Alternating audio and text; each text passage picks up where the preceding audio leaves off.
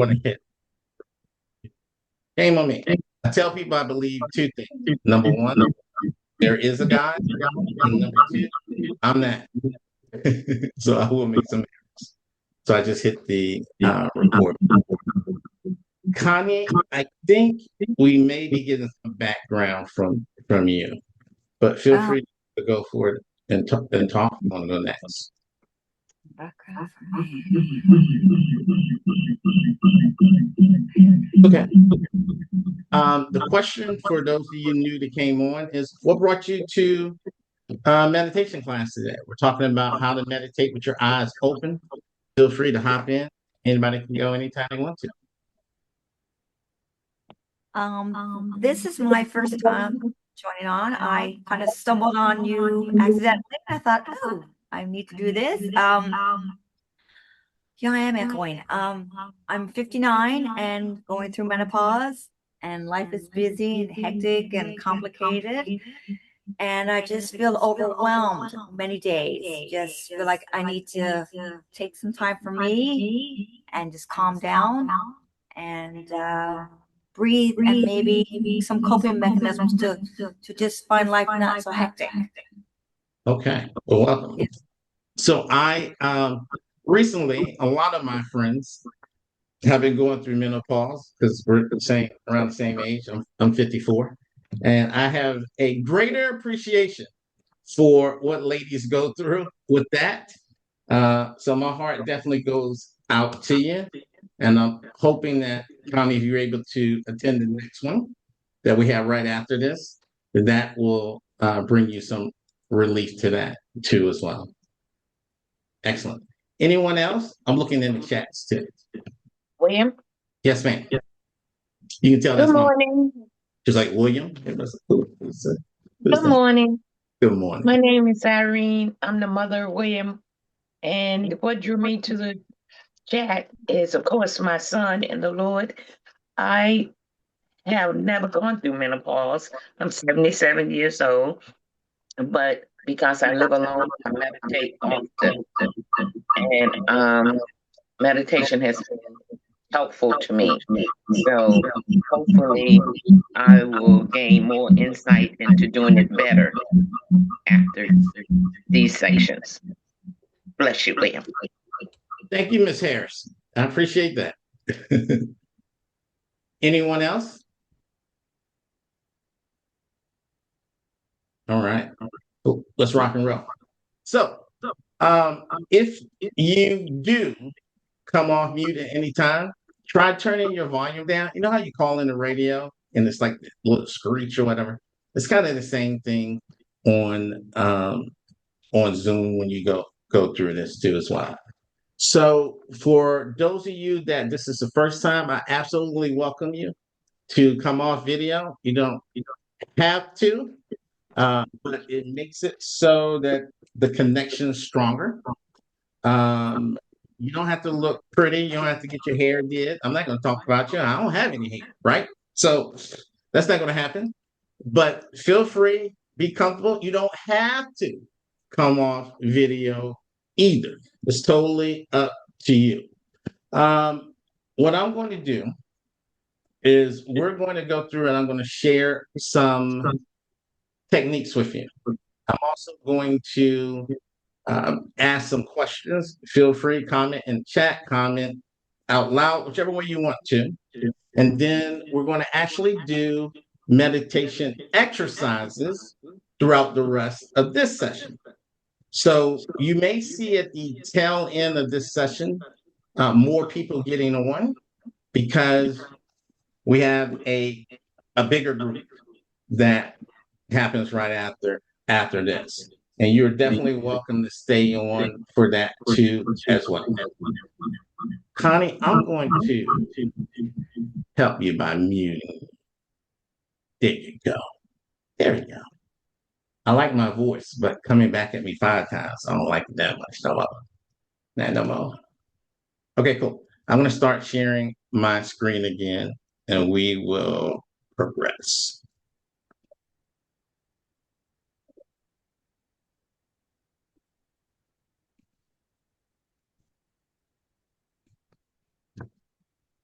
Who beans? Okay. You guys can see my screen, right? So, what is meditation? Meditation can mean different things to different people. I'm going to share with you the definition that one of my spiritual gurus gave me about 10 years ago. Reverend John White.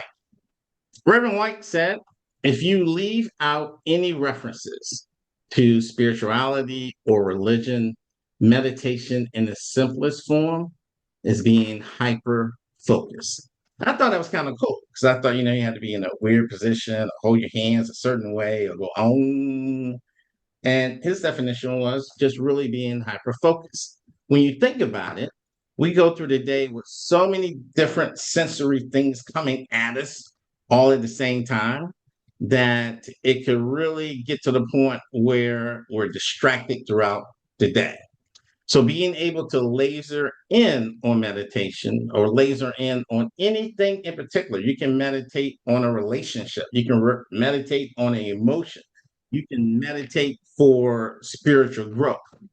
And of course, in any religion and spirituality, you can apply this. I look at meditation, though, as being agnostic. I look at meditation as being, there's no Christian oxygen, Christian or Muslim oxygen or Hindu oxygen. There's just oxygen. So I think when it comes to meditation, you have meditation and people can apply it in so many different ways.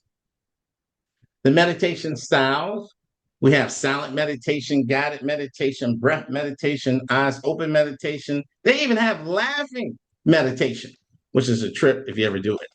I guarantee you won't leave that one in a bad mood. That's that's for sure. And today we're going to look at eyes open meditation. And the reason why I decided to do this one today is that we go through life with our eyes open. When we really hit some of the biggest problems we have in life, our eyes are open; they're not closed.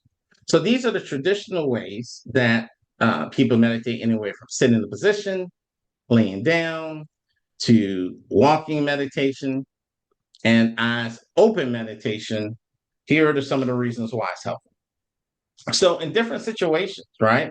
In order for you to stay present, in order to stay centered, or let's just say you just want to chill, like life has just been lifing, and you decide, I want to be able to just separate out, just have a little bit of peace in here. Or maybe you need to avoid anxiety. That's the topic we're going to be talking about right after this in the next session too as well.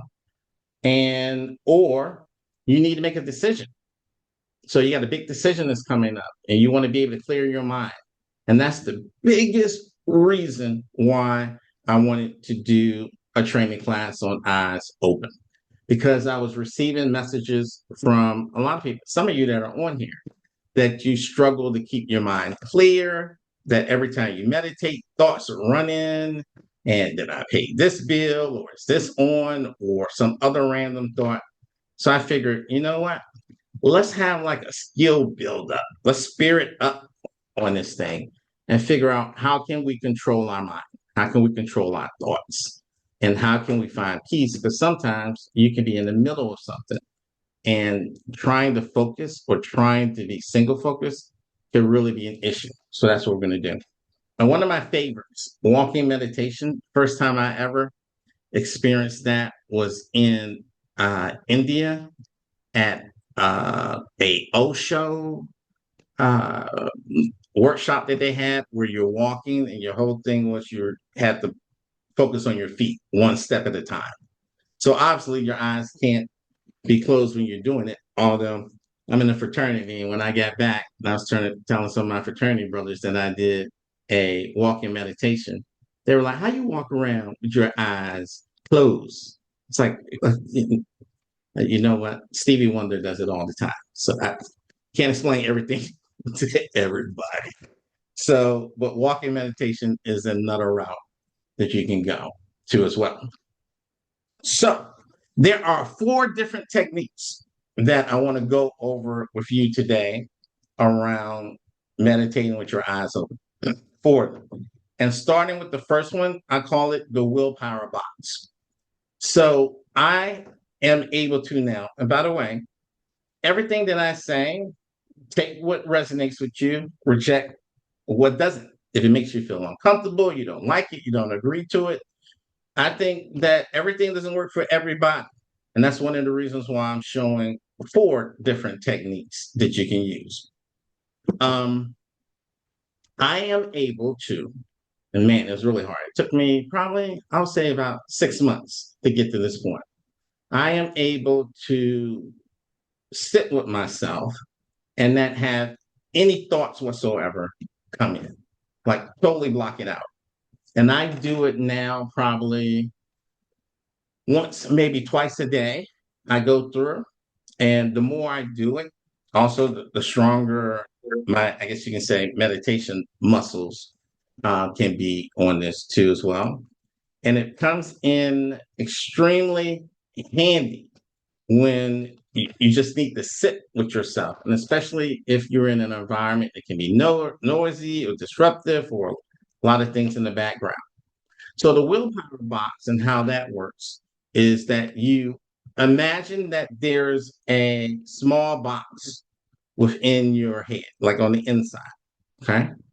And you allow that box to get bigger. So imagine that it's small and there's nothing inside that box, and that box is progressively getting bigger until it covers the outside of your head. And then what you do is you try to push out any thoughts that you have outside that box, and then you sit in that yourself. Okay. So what I want to do now is let's try it. Right. Let's see if we can do it. So just get yourself in a comfortable position. Okay. And what I want you to do, just imagine that there's a box inside in the center of your head,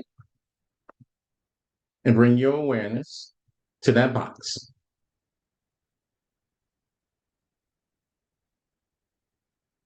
Now, what I want you to do is to imagine that that box becomes bigger.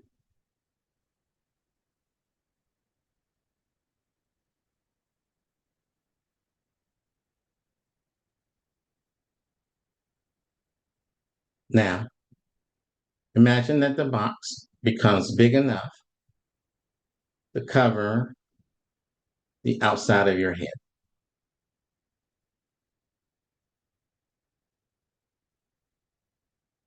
If you have any thoughts that are coming to you,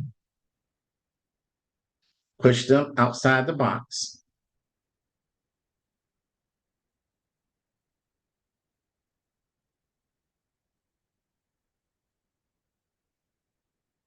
And focus on that.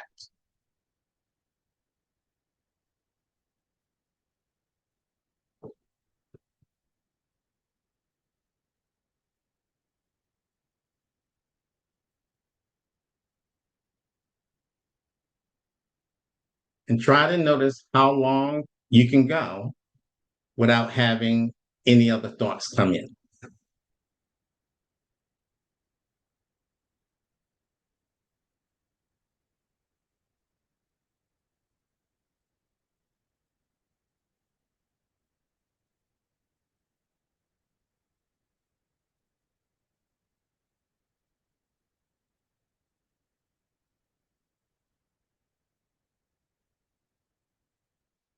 Okay. So let's see how that went. Any success stories around being able to keep your mind clear and your eyes open? Anything that you noticed about yourself that you did, like you stared at a spot, or you had description of pushing it out? Did you use wind in your mind? Imagine a breeze came through and moved it away. Someone tell me how it went for you. I was just kind of staring at a door and I was just Uh-huh. trying to visualize it. And I was looking at myself on screen and just kind of envisioning, kind of like the picture you showed Uh-huh. of that box getting bigger. And then that's just what I focused on. So no other thoughts were able to come in, I guess, with the way I was doing it. Okay. But yeah. Cool. Hi, Cool. my Thanks. name's Steve. And what I did, I didn't think it was possible actually, because my mind is always racing. But I just looked at your shirt, and I just kept looking at the word love. I just kept Oh, looking at that, and I did it. I'm so proud. yay. Yay, Deborah. That's awesome. Yeah. I gotta throw some hearts for that one. Thank you. That's cool. Okay. What we're going to do is let's go to the next technique now. And I encourage everyone, the more you do this, the better you're going to get at. Okay. All right. So let me share my screen again.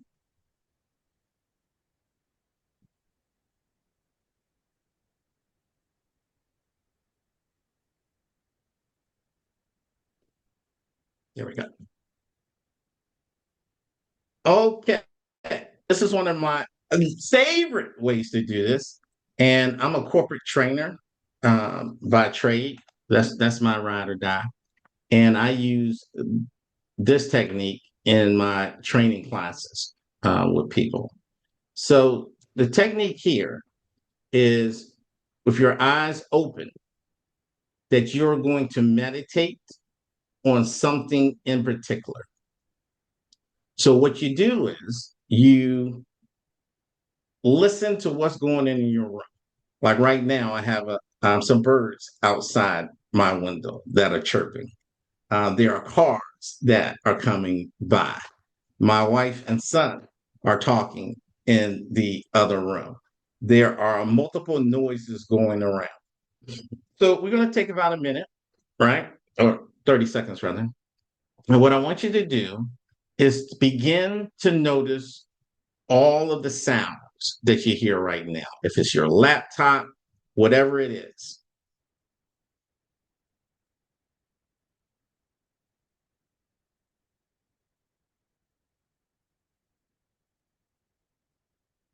Okay. I counted 3 sounds on my end. How many sounds did you guys have? You can put it in the chat if anyone had less than 3 or more than 3. I had my wife and son, the birds, and an airplane was going overhead. Okay. Sully had 5. Oh my God. You got a lot going on. 5, like crushing my little 3. Okay. What I want you to do now, all right, from all those sounds that you counted, is to pick one sound in particular to focus on and ignore all the other sounds. So eyes open, pick that sound and just meditate and focus on just that sound. And we'll try to do it for a minute. And if you pick a sound that maybe isn't happening consistently, that's fine too. Just focus on listening for that sound.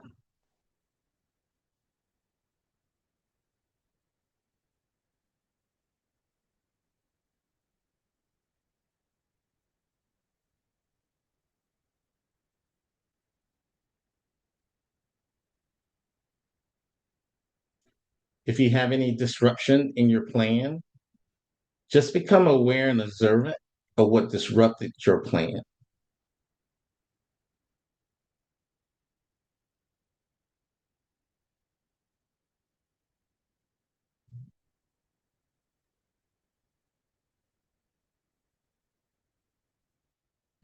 Okay, let's talk about it. Let's see how it went. Success stories, failure stories. We take all stories here. Who wants to share? I picked trying to listen to the passing cars, and as soon as I chose that, they all stopped. There were no cars coming. And what did you do? Did you notice something in your body? Did you make a mental adjustment? I just try to focus on my breathing. That's where Okay. I put my focus at. And Okay, cool. I chose birds that were chirping outside. And then as I was focusing on the birds, I heard my son and my wife laughing. And that just pushed these poor little birds out the way. They just went whoosh. Like, with Tweety? Where's Tweety? Where'd Tweety go? So then what I ended up doing was trying to anchor in to listening for the birds, even though I couldn't hear the chirping anymore. And I accepted that the other sounds were there, but I paid no attention to it. I just focused on the birds. And then from there, I tried to focus on whether or not the birds were trying to give me a message. Like, what would they be saying to me? So that allowed me to go a little bit deeper into it. So that was me. Anybody else want to share something that worked, something that didn't work? And Yeah. Um, go ahead, Edgar. I pay attention to wall clock ticking, and what I've noticed is it starts sounding louder and louder, and the sounds were kind of had some variation that I never noticed before. Well, until you interrupted, of course, and then my own thought started like, "Oh my God, the clock sounds louder." And then so I was fascinated with that, and then I started thinking, and I tried to push that away again. So that was my experience. But I definitely, yeah, it was a lot louder than I've been sitting here most of the time. I never heard it that loud before. You know. Hey, Edgar, nice job. Yeah, And that is the thank God. nicest, that Yeah. is the nicest anyone has ever told me you talk too much. You hear Edgar was like, I was focused until you said something. Fantastic job. I have noticed in my experience that the more I meditate, I get super senses. Like, I can smell stuff a lot deeper. I can hear things a lot deeper. And whatever sensory perception that gets increased, that is a special spiritual superpower for you. There are people who can meditate and dive into the sounds that they hear. So someone like Eggert, who, quickly he was able to snap in and then even have it amplified, he can get into the rhythm of that clock, and that alone can bring answers to him when he's trying to ponder a decision of what to do. Okay, cool. So if you notice that your senses, like you ask somebody, you smell that? And they're like, we don't smell nothing. Just be aware that that could be a sign of a spiritual superpower that you have. And you can use that as a form of meditation too. Like if someone has smells, then you can use aromas that you can put near you or by you, or candles that have a smell that can help you get into a deeper trance too as well. Okay. Well-being box. This is something that I use in every meditation I do, eyes open or eyes closed. For this, you imagine that there's a box outside of you, as opposed to that other box that was inside of you. That there's a box outside of you, and whatever thoughts you have in your mind, you put in that box. You set that intention. When I first started doing it, I imagined that the thoughts I had floated into the box. When I really struggle, then I imagined that the box was like a vacuum cleaner and just sucked the thoughts out of my mind into the box. And this is something that sometimes when I really get in my way, I throw my entire body into the box. Like, I am just getting in my way. I'm not like humongously tall, so I can fit in that box. So imagine that your box also has a bottomless. It's a bottomless box. So all the things you have, you can put in there. I use it when I'm in meetings too, as well. when I feel like all these other things are coming in, but I'm really coaching someone maybe in a training class, and I really need to pay attention to what they're doing, I shoot those thoughts into that box. I also set the intention that when I'm meditating, eyes open or eyes closed, that any thoughts that come to my mind automatically go into that box.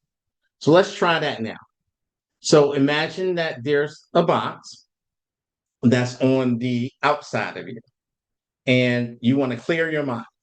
So any thoughts that come to your mind, acknowledge it, send it to the box, whatever way you want to. You want to vacuum, you want to like throw a lasso around it and whip it into the box. Whatever you want to do, just imagine that everything in your mind is going into that box. And then once everything's in that box, put a lid on it. Imagine that a heavy lid goes on top of that box and then move it out of your supposed vision and then sit in that silence and clarity of thought. Let's try that now.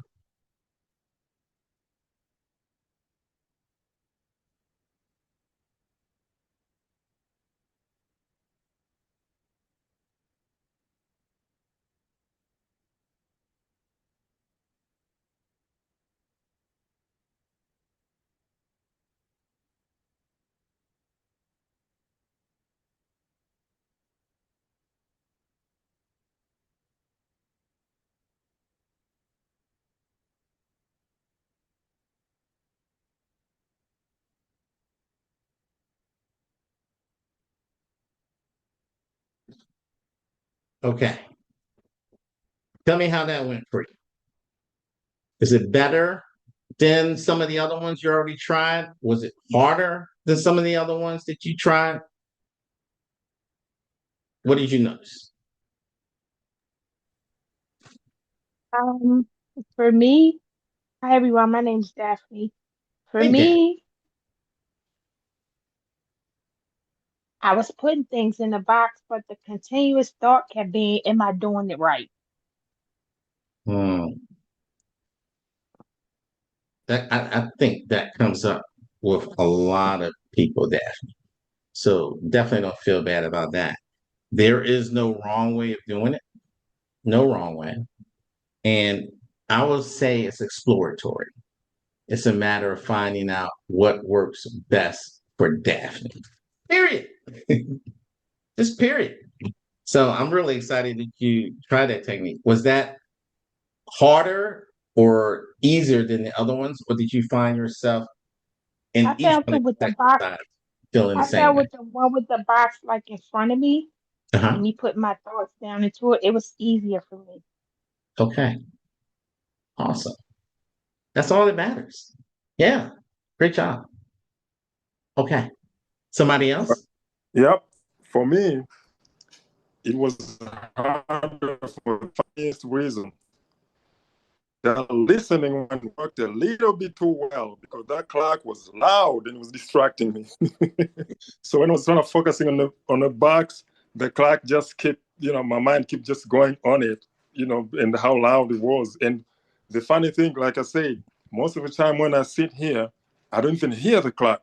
But today I'm trying to focus on the box, but the clock just kept distracting me. So that's what made it harder. So I don't know if it works better in a quiet setting or it's just failure on my part of ignoring distractions. Or there's another option. That clock is like, oh no, you're gonna listen to me today. I got your attention now. You're gonna listen to me. I think maybe Edgar, the proximity of us switching to these different techniques and you having to focus on something is still lingering. One technique that someone can use around that is imagine there's a veil on the top of your head or a net, more like a net, like a filtering system. And as it goes down, it collects all the thoughts, it collects all of the emotions. And you just imagine it goes all the way down until it gets to your feet and then send it to the core of Mother Earth for her to burn it off for you. That's another way that you can kind of clear. Because I do readings and I may have a reading with one person And then I have a reading with someone else in 15 minutes, and I have to clear out that other energy. So I use that a lot. Okay, cool. All right. Let's take a look at the next one now.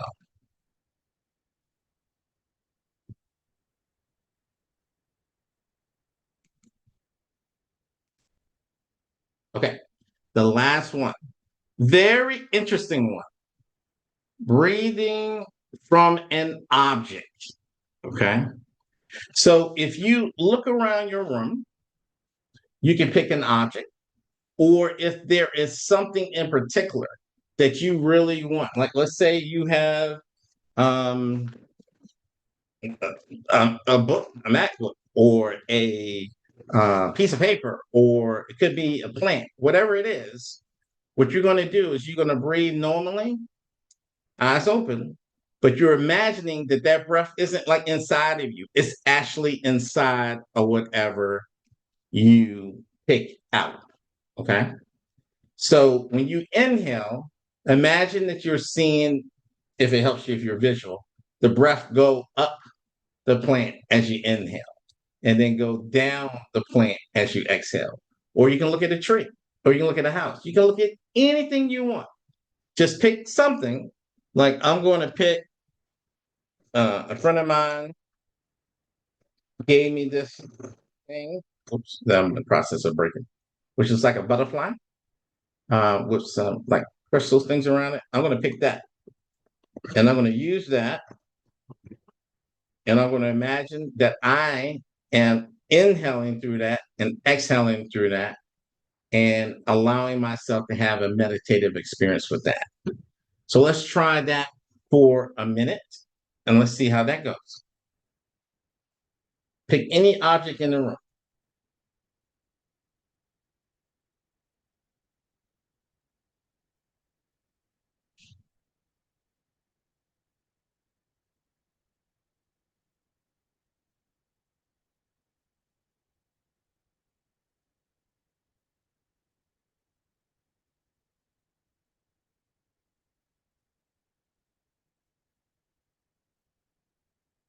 Okay, let's stop right here and see what challenges you dealt with. And I'm throwing myself out there first because I don't mind looking stupid and I don't mind failing. So I'll tell you what happened when I went through it. I picked that butterfly thing, right, that I told you about right here. If you can see it, yeah. I picked that butterfly thing. And when I started to inhale, I still felt like it was here inside of me, not on that thing. And then I realized that I needed to set an intention of how I wanted that thing to breathe. So then I imagined that that thing was inhaling up and then inhaling down. And then I was like, okay, well, that's cool. I got it now. Now, what am I supposed to do next? What am I supposed to do next? And I felt myself focus so much on the strategy that I was using that I really wasn't, getting into a meditative state. And then in the side of my ear was, you put that butterfly wing on backwards. You stupid. You put that butterfly wing on backwards. So now I was playing with my mind with that, and then trying to have the focus back on this. So that was my experience. Anybody else want to share what happened with you?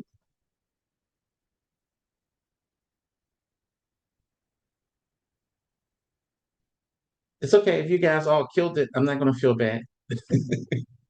Okay, I'll go again. I came outside and I was focusing on a tree trunk. And like you said, I imagined that when I inhale, the air goes up on a tree trunk, and when I exhale, it goes down. Sort of kind of like those hospital breathing machines, like they go up and down, kind of like that. So that's what I focus on. And it worked better this time than the box. I don't know if because I'm outside and away from the clock, but it did work a little bit better, yeah. So I was able to focus, yeah. Awesome. Thanks for going again, too, Edgar. I appreciate that. Anyone else want to talk about what happened with you with that? Or you could say, I just didn't like it, Will. I didn't like it. I tried using I have this crystal Okay. and I was doing the breathing kind of like what Edgar was doing from bottom up breathing. Mhm. And I like the explanation he used for that because that is kind of Yeah, what that's a I good was one. doing as well. Yeah. Cool. Okay. Anyone else? I did this little flower and kind of the same concept. Just, started from the bottom, came up, and then when it was breathing out, I kind of just like traced all the little leaves, like every little part of it, all the way down. And just tried to immerse myself in it. Okay, cool. Thanks, Nicole. I just saw a comment from Sam that worked well for me. I used my money tree, and it's I like Sam, and it seemed like as I imagined the breath, the leaves move more. It's weird, but really interesting. That's a cool way of manifesting, Sam. I never thought about that. Honey, bring me my money tree. I like that. I like that a lot. Okay, this is what we're going to do. I'm going to share my screen and I'm going to give you the technique for like a full meditation. And then in whichever style you want to use, choose that style as being the open-eyed meditation style that you're going to do. I'm going to do a guided meditation of talking you through so you can just get in a comfortable position. And the adult learning theory says that we as adults learn best when someone can preview what you're going to go through. So I'm going to preview it for you now, the well-being meditation method. So with meditation, there's three different phases. You have the intention where you say, okay, this is what I want to happen. This is the kind of experience I want to do. And that's why I was saying choose that style that you would prefer to do. So looking back at any one of these four, do you want to practice on this? The willpower box, the counting of sound, um, well-being box, breath. You can also say, what is something in my room that I rarely pay attention to, and identify that, and you focus on it. Or what's something in my environment that I rarely pay attention to, and zero in on that. The immersion is the actual experience itself, where you're either looking to give out something or get something back. And then the integration is, okay, based on this experience, how can I use it? So with that, what I'm going to do now is a guided meditation. So you can choose the style that you want to do. And we'll get started. Okay. Bring your awareness to your breath.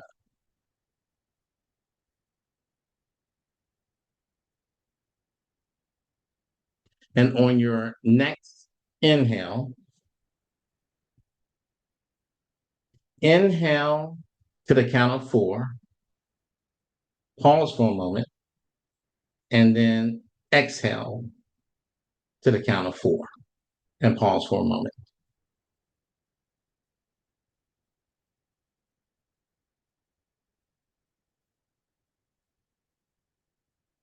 Now, on your next inhale, bring your awareness to your forehead. And as you inhale, imagine inhaling air directly through your forehead.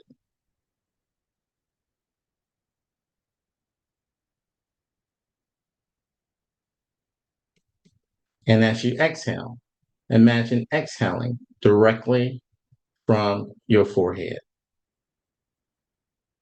All along the way, telling the muscles in and throughout your forehead to relax,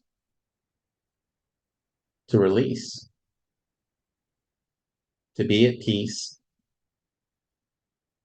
now.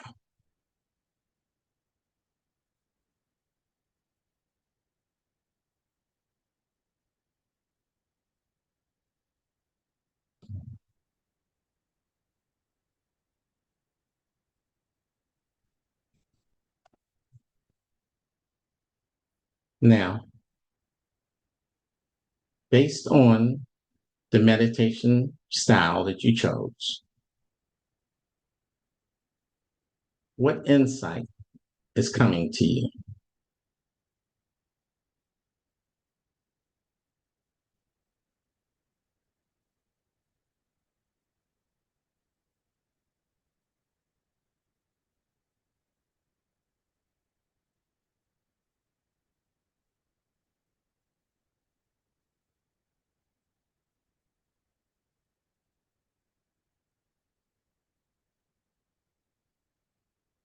Now, on your next inhale, inhale gratitude and exhale joy. And in whatever way that comes to your mind, send out gratitude and thanks for your meditative experience.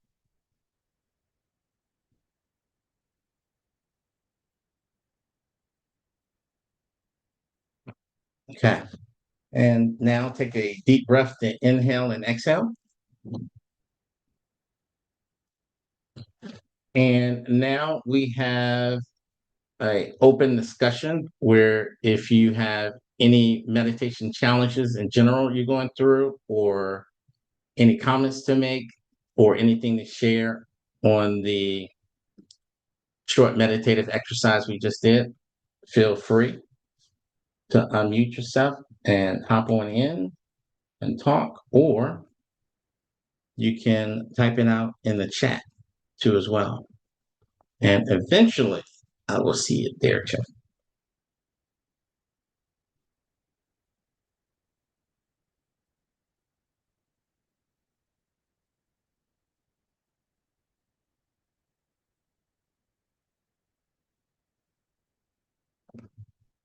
And for anyone who logged on, I think maybe two did, for the next section or the social, that's about to happen in about 1 minute. And then we have our regular search session after that for anybody that's on here who wants to stay over for that too.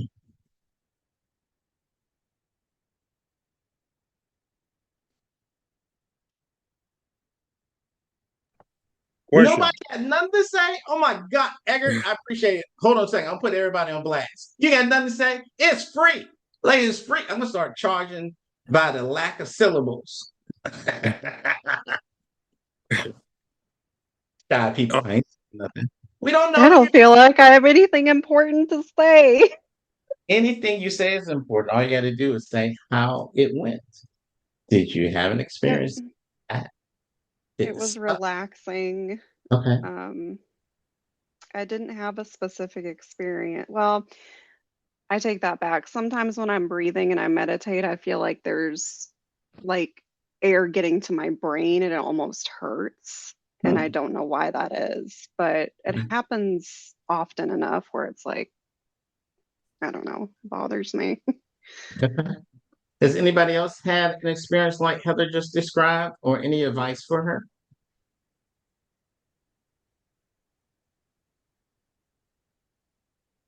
Well, Heather, I'll kick it off. I'll say that anything you're doing that physically feels bad, don't do that again. Yeah. Like, different technique. So even if, let's say, me doing a guided meditation or someone else is doing a guided meditation, you don't have to follow the guidance that they give.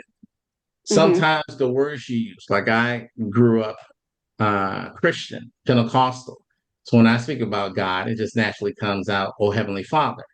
But God to someone else may not be Heavenly Father. It may be Gaia, right? It could be Allah. It could be a lot of different things.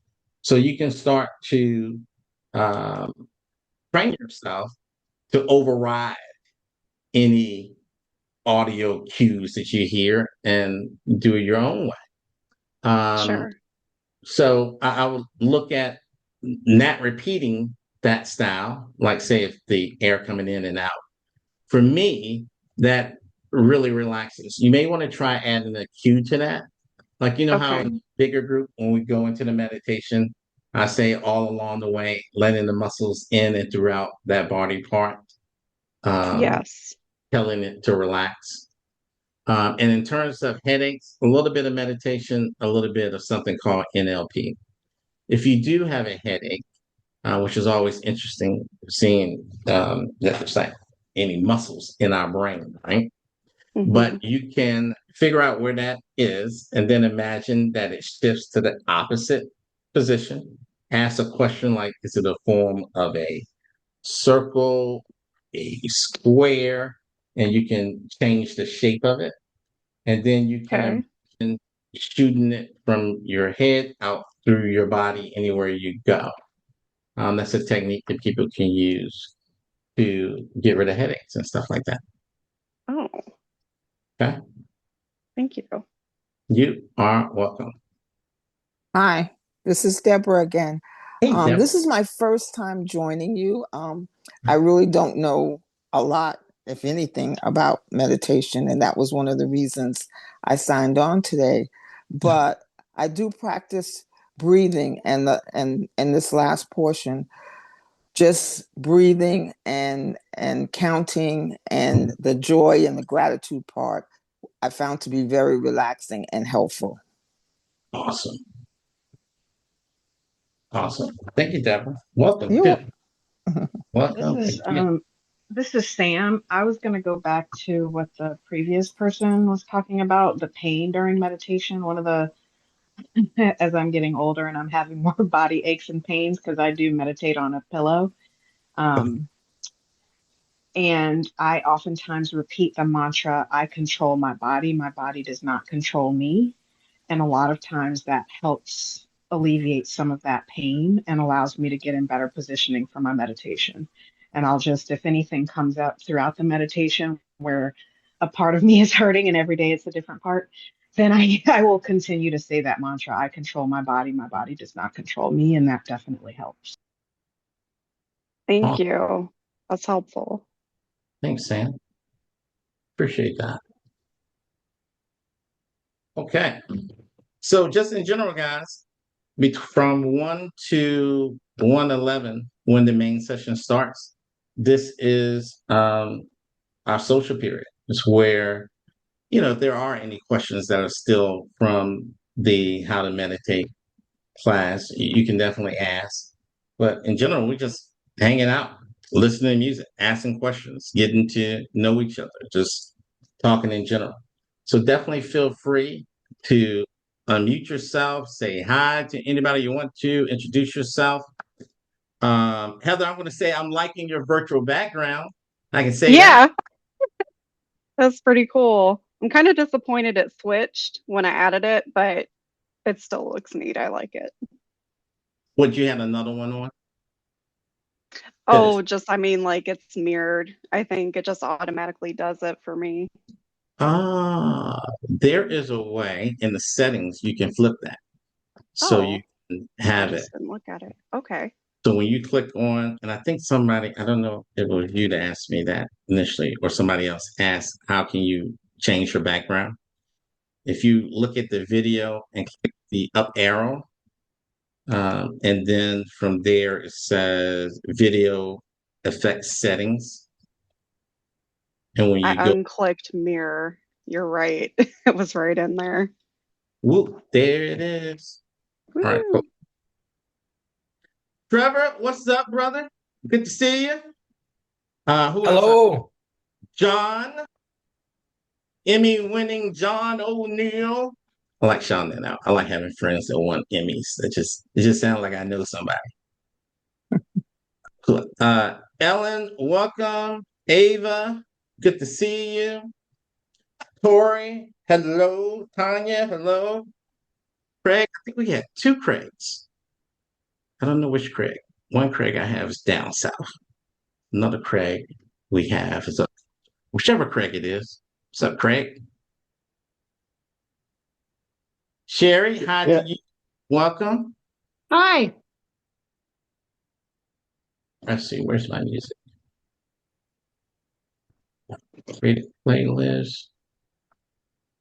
So for those of you that heard me talking to Heather about the background, one of the members said that last night it felt like we had a virtual slumber party because I use AI a lot and I was using it to make people virtual backgrounds. So I was taking requests like, what do you like? Do you like animals? Do you like this?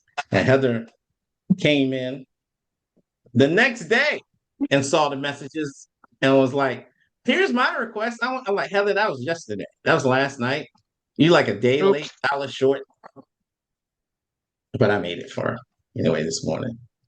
So it's cool to see it. It does look good though. I like it. Okay. I stepped away for a minute. So how do we change the background on the?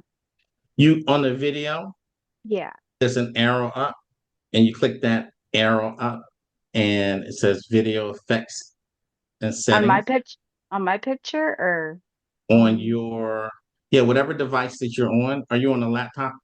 Yeah. Okay. So if So you do I? go look at the video and Mhm. the footer of your screen, it says audio, video, and beside video will be an arrow up button, and you can utilize that. You see it? Did it work for you?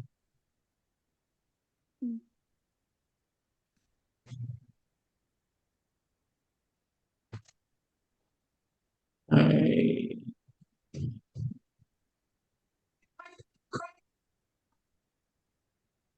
share style.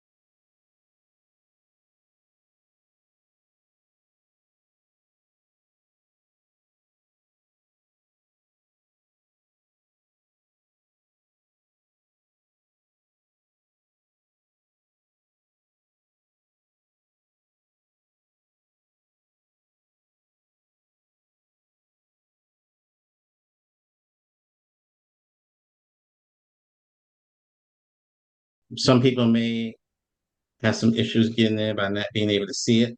I'm going to tell you guys a secret. if you got the link right now, every Sunday, it's always the same link. It's the same link for the how-to class, whatever subject we're talking on that day. And it is the same link for the main group. I try to keep it simple. So if you get it once, you got it every single time. Cool. All right.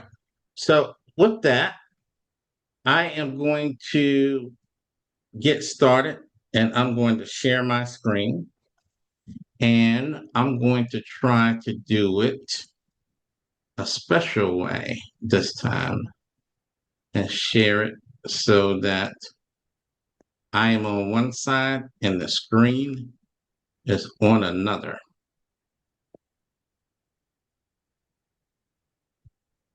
So hopefully that's what you guys see. Cool. It worked out? Did it work out, Rozzy? Rozzy, you wouldn't lie to me. You're on point. Sweet. Appreciate it. Okay. Let hope in. So I want to welcome everyone to this Sunday's search. Feeling off, build the or you want. And to start off, we'll search orientation for if it's your first time or just to remind you if this is your second time coming back, I'm Will Power Harris. It is an honor to have you guys in here. And I'm going to tell you why. We do group meditation. And group meditation is super duper powerful. The energy from the group when you get together, even in a virtual session, is off the charts. So you just being here on any given Sunday is really helping the collective group by adding your energy to it. The name of the group, I call it Search. It just came to me one day after meditation. This is the 5th session that we have had, which kind of blows my mind. It's been a month since we got started. But search comes from almost like a spiritual search. We're all in search of something, right?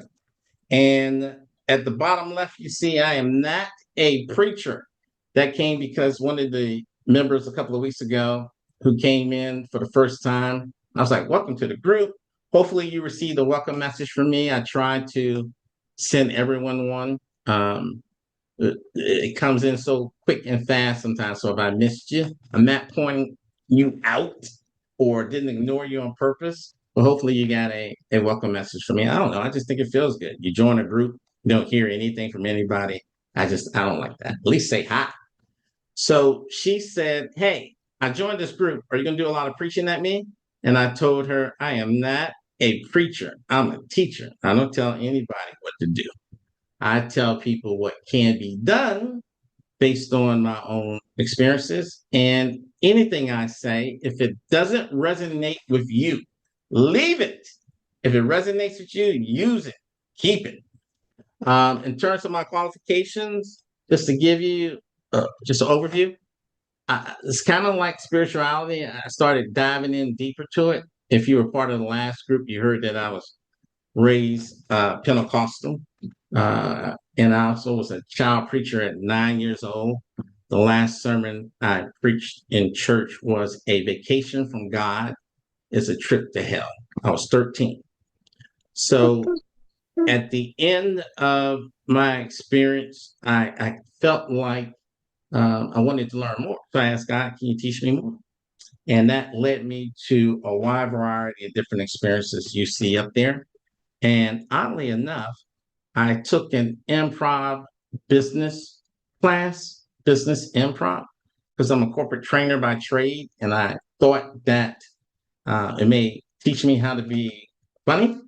And what it taught me was that to have a filter. And when that happened, just things started to flow. And that kind of pushed me over to mediumship and psychic abilities and the business consultation I was given. I just realized the answers and what people needed was just coming to me. So that kind of fled from there.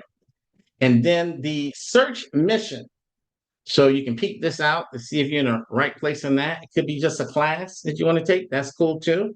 It could be that you're looking for a journey of growth. I kind of like my spirituality, not just cute, but I want it so that it can actually do something. How does it help me pay these bills? How does it help me not strangle somebody? Like, how does it make my life better?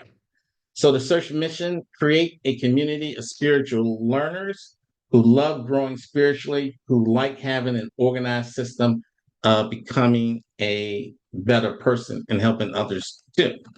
One of the things that I just wasn't taught early coming in is, how do I know if I'm a better Christian this year than last year? How do I know if I'm a better Hindu? How do you know if you're a better human being? So the stuff that we cover here is part of that process of having organized learning. So this is how it works. For 3 months, we have the Becoming series. And then the next 3 months, we go over spiritual superpowers and then the search within. Like, what type of legacy are you going to leave on this planet?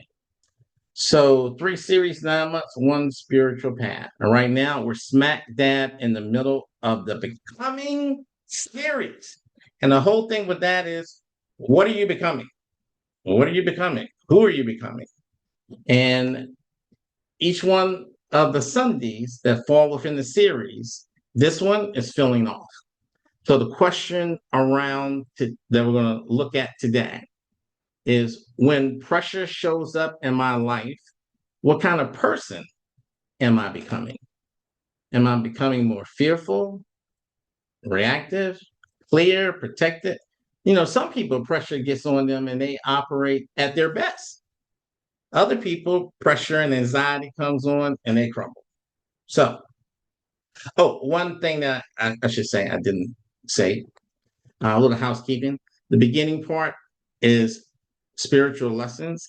As a teacher, one of the things I'm playing around with is just introducing a topics. So during the spiritual lesson portion, everybody's on mute. Cameras can be on if you feel comfortable doing that. That's really cool. Feel free to do so. And the next section right after this is, we're going to do a meditation. And the meditation is a guided meditation, has binaural beats. And for those people who are in the What's Up group, there's a link to the audio so that you can check it out. It's under This Week in Search, so that you can make sure the volume is loud enough for you if you're not liking how it is in on Zoom. And because it's binaural beats, if you have headphones you want to use, like I'm actually going to be having my experience too. I'm going to be using mine. You can listen through your laptop, your device, or go to YouTube when you're doing it. So with that, let's dive in. In the chat, as we go through, if you have any questions, any comments, if you want to say, that's me, or I need help with this, put that down, because after the meditation, we have a group discussion, which I believe is the best part of our search, is when we're able to talk with each other. So everyone will be put into small groups of about 5, and you will be able to talk about your meditative experience in the small group. And then after the small group is over, we bring you back to the bigger group at large, in case someone had a particular experience they want to talk about, or any questions, or need any, or want to give advice. Because once we get there, this isn't the Will Harris show. We all have the ability to contribute and teach each other moving forward. Okay, so with that, let's take a look at anxiety. Right? If you're feeling off, if anxiety is something that hits you, so these are 3 different forms and ways that anxiety can come through. And hopefully, whatever it is that you had or have, you're able to pull that into the meditation, and you're able to work your way through it as you go forward. So you have situational. That means, I don't have money for rent. My mother is ill. Work is getting on my nerves because just these people are acting up. That's a situational thing that's bringing and causing the anxiety to get on. Chronic means no matter what, good things happen, bad things happen, I'm constantly feeling anxiety all the time. And then manic is at the level where it's almost like you feel pressure, like you're being pushed, but there's no specific reason that comes out to you for that. So these are three different forms and types of anxiety that people go through in order for you to think about which one do I have, if any? And if I had some in the past, which one was it? Or even when you're talking to other people, if you're a leader, if you're a teacher, if you're a helper, if you're a healer, if you are an empath, because by the way, empaths, you guys can feel all of this at different times based on the other people that are around you too. So it may not be your anxiety, maybe somebody else. What does anxiety feel like? So I was talking to John, I think it was you, because the last meeting I said, hey, I have anxiety. And John was like, what? You get anxiety? Yep, I get anxiety. It doesn't happen a lot, but it does happen. And when mine happens, it feels like stomach knot, like right here, like in this area. So that's what it feels like for me. Other people, their anxiety, it's like your mind is racing and they may not even know it's anxiety. They may not have a name to it. And then you have feeling anxious, like, just something's going to happen. I got to do something, but it's not really anything to do and nothing really happened. Or restlessness, or you may feel frozen or numb or have a tight chest. These are all different physical signs that you may have anxiety. And what do those signs tell you? Right? Can you figure it out? Like, think about, where do you feel it?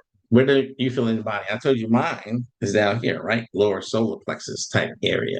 When mine comes on, what's triggering it? And then what truth wants light? So an interesting way of looking at anxiety is, let's say that you look at, anytime I have anxiety, that's a sign. There's a particular truth that maybe my body, maybe my higher self, maybe my guards, my guardian angels, ascended masters, whoever is on your side may be allowing you to experience this or feel this because there's some type of truth that needs to be faced. So let's say that someone you feel is causing the anxiety, or there may be some truth that needs to be looked at by that person. And if that's the case with the meditation today, you can use that in order to look at it or face the truth. So unspoken truth, right, can be a sign. Energetic overload. You need to sit down. You've been working too hard. You need to sit down. You need to chill. It could be a broken boundary. Maybe someone crossed a boundary that puts you into that state, and maybe you haven't articulated it to them or to yourself. And then fear, grief, or change, all of that can cause anxiety. And another one, medical. So everything isn't spiritual. Last week, we were talking about spiritual attacks.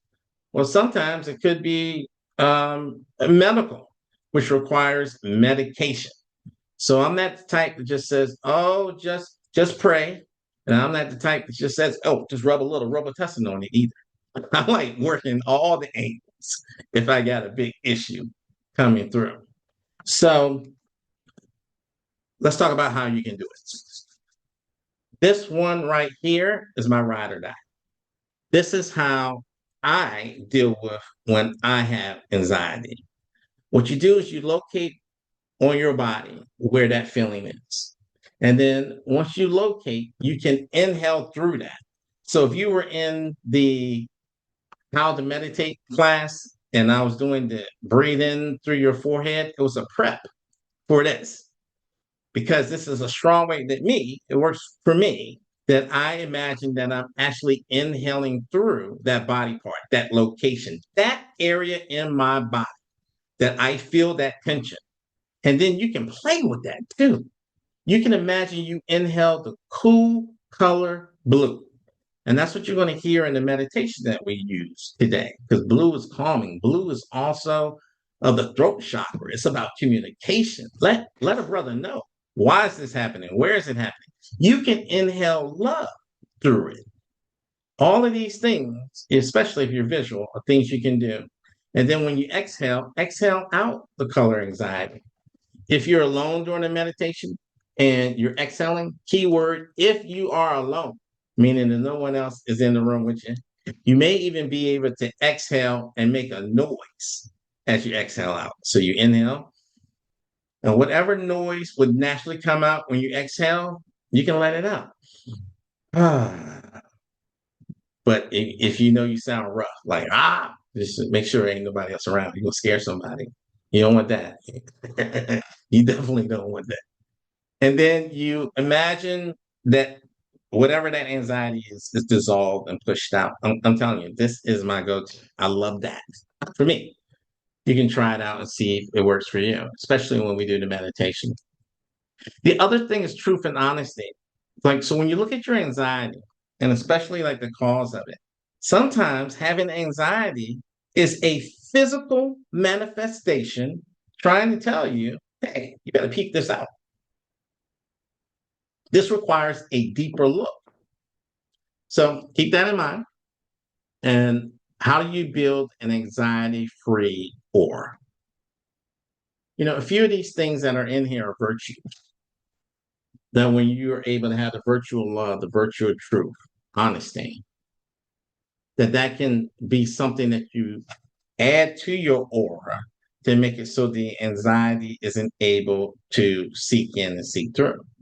So with the meditation that we have today, that this is a route that you would like to go, you're going to be able to layer your aura, layer it with the different things you feel it needs based on the insight that you got during your meditation on how to combat that anxiety. Okay. And Heather, I think you asked me this question during the How to Meditate class. You were like, hey, I listened to the meditation audio ahead of this session, and you talked about soul family. What is that soul family? And this is the area where I want to talk about that, Heather. So when you're meditating, right? And again, it comes down to your belief structure. When you're meditating, your guides, your guardians, your angels, your soul family. When I was talking about soul family, Heather, that is the understanding and belief that we have an earthly family, right? You're born to your mother. By the way, for those of you that got on later, my mama's on here. Yeah, like my mom, like my real mama is on here. And if you don't know who she is, just imagine me without a goatee. She looks exactly like me. But I guess she came first. I guess I look exactly like her. So whoever, it could be, you got the earthly family, but then you also have the spiritual family before you came in. These are your soul family members that are looking down on you, that are looking at you go through your life. And by the way, not just to help you out, they're trying to learn from you too. So you can have someone that's in your earthly family who's also in your soul family. You can have someone who's in your soul family that's not a part of your earthly family. And by the way, being on the other side doesn't naturally make you more gifted and talented. If your crazy Uncle Larry was crazy and dumb over here, he crazy and dumb over there too. Don't be going to listen to crazy Larry. You know Larry is crazy. Don't listen to him. So Larry's in your meditation, use that box, push him out. So the soul family is anyone who loves you. There are, if you talk to people who had near-death experiences, some of them mention that when they get to the other side, that their family members come to greet them. When it is a surprise or unexpected death that normally takes longer from wherever they are to get there. But when it's right on time for your life plan, because life plans don't always work out, no matter the best that we do, they're able to show up. So when you get into this meditation, there's going to be a time where you have the ability to have your soul family to be around you, to reveal certain things to you, to have you look at your anxiety, your problems, your challenges with a spiritual eye, to see what's the joy, what's the benefit that can come out of even this worst problem. Because that's a choice. It's a choice. I was doing a public speaking class one time, and this lady was telling me that she was shy and she was 40 years old. And I was like, well, at this particular point, you being shy, that's a choice. That's a choice. You can choose to stay shy, or you can choose not to. When it comes to looking at the toughest problems, your biggest anxiety that you're going through right now, we have a choice to either try to look for the good in it and harness that, tap into that, or not. So these things that you see down here, this is kind of like the bedrock of the meditation experience that you'll be going through when we get to that particular part, which is right now. So to prep you for the meditation, I'm going to play the meditation through my laptop so that everyone can hear it and share the sound. It is a 30-minute meditation. And as we're going through and doing the meditation, feel free to turn your video off because so that you can have privacy. Some of us, we meditate and you can look very beautiful. Others, we can meditate and look like we're fighting invisible taxes. So just whatever you do, if you want privacy, feel free to turn it off. You can turn it back on, when the meditation is done. Audio still remain on mute. If you're going to listen through your laptop, turn the volume up so you can hear it. And for those people that are part of the WhatsApp group, you have the YouTube video that you can go to and click and listen to it on your device too, as well. And how that works is just when I started here, you started there on your end. So with that, get in a comfortable position. After the meditation, we'll all come back here in order to have our discussion on what happened. And I am going to start it and then turn my video off. I'm going to look in the chat for a moment to make sure that no one's having a problem accessing it or hearing it or anything like that. And then I'm going to have a meditative experience too, so that I can share in the group.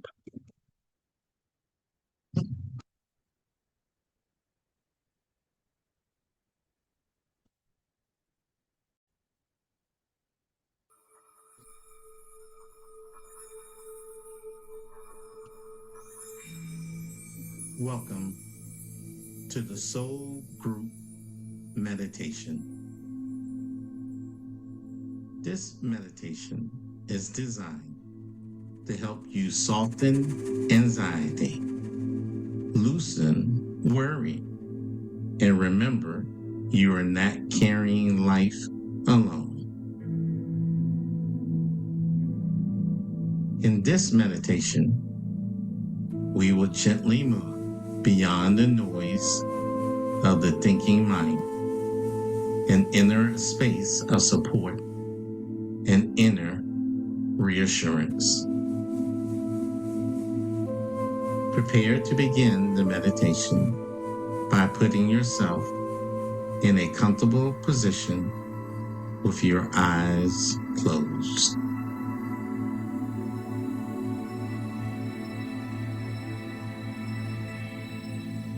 Now, begin to focus on your breathing.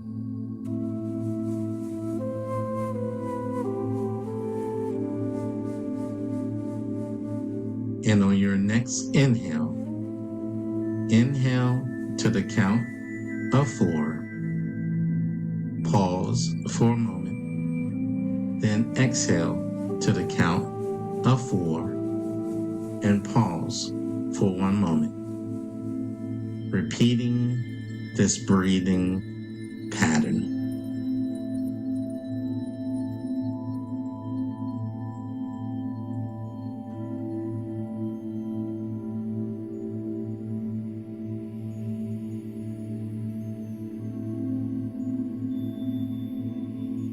Now,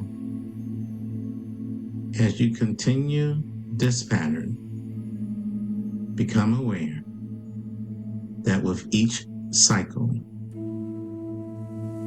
you become more and more relaxed, at ease, and at peace.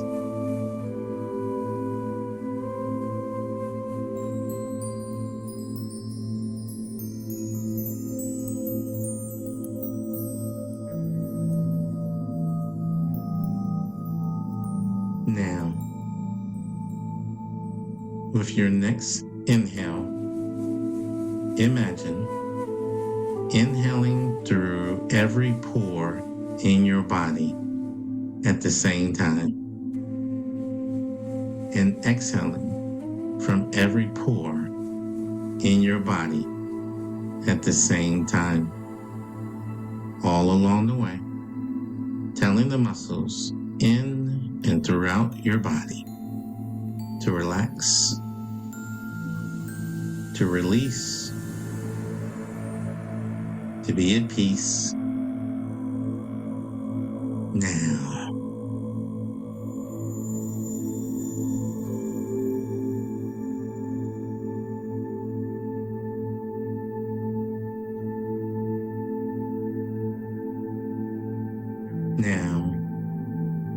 on your next inhale,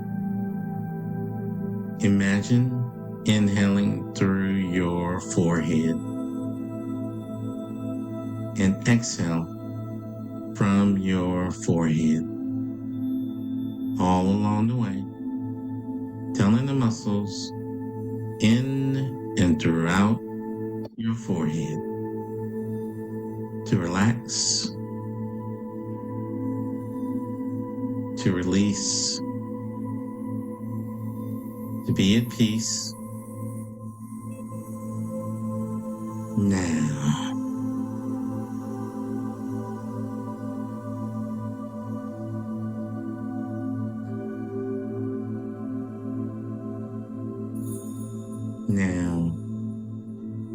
on your next inhale, inhale through your eyes and exhale from your eyes, all along the way, telling the muscles in and throughout your eyes to relax, to release, to be at peace. Now,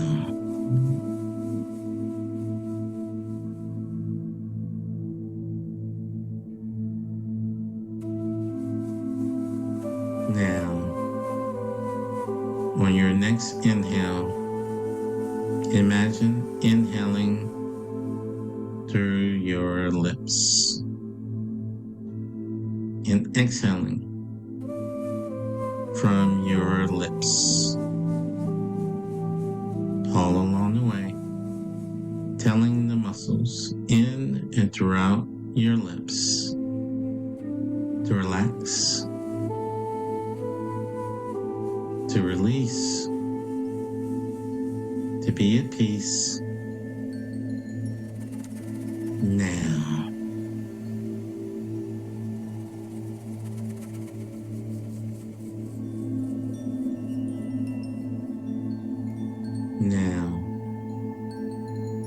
on your next inhale, inhale through every pore in your face and exhale from every pore in your face. All along the way, telling the muscles in and throughout your face to relax, to release, to be at peace. Now,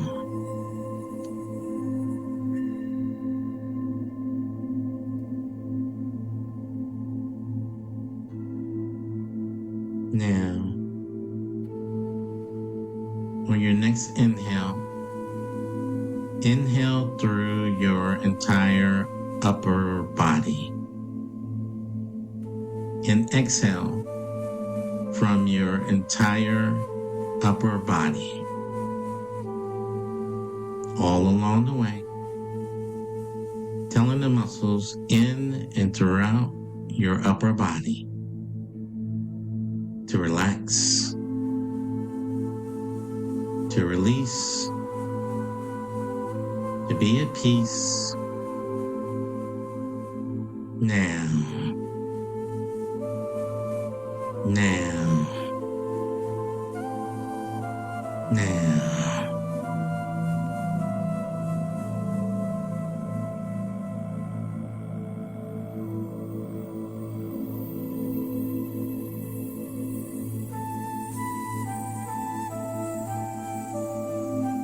Now, on your next inhale, imagine inhaling through your entire lower body and exhale throughout your entire lower body. All along the way, telling the muscles in and throughout your lower body to relax, to release, to be at peace. Now,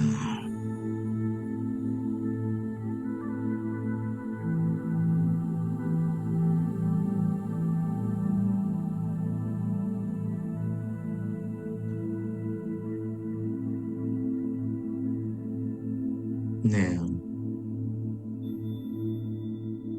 in this state of complete relaxation, set the intention for this meditation.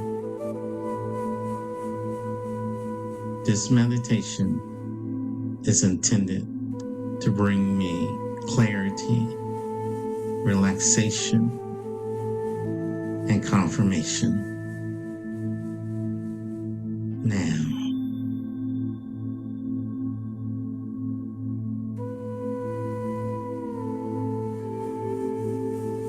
bring your awareness back to your breath. And on your next inhale, imagine inhaling the cool color blue and exhaling the cool color blue. All along the way, telling the muscles in and throughout your body to relax, to release, to be at peace. Now,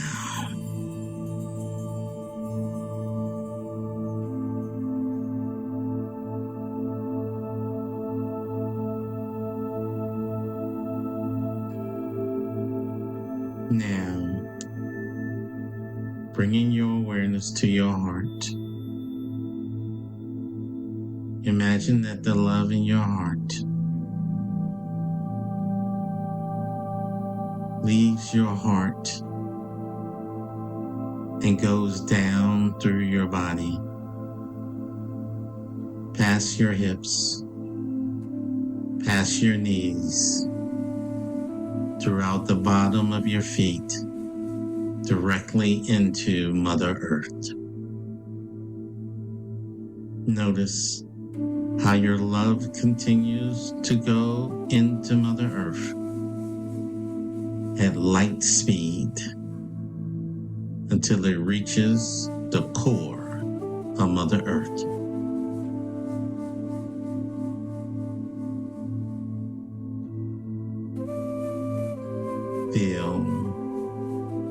Feel the love and relaxation from Mother Earth as Mother Earth sends love and relaxation back up through the earth, through your feet, past your knees, past your heart, up past your neck, out the top of your head, and follow this beam of light as you raise higher and higher until you reach 67 feet above your head.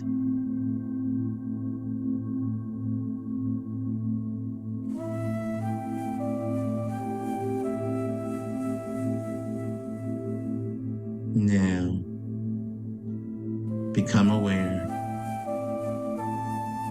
that you are aware that 67 feet above your head is a flow like a river of unconditional love.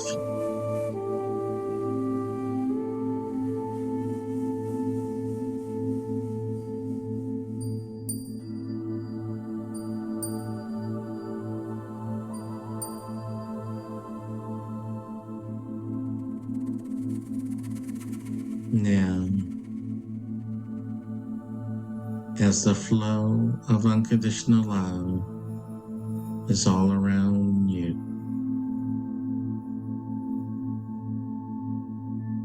bring your attention to your heart and become aware that you are aware that you are not alone.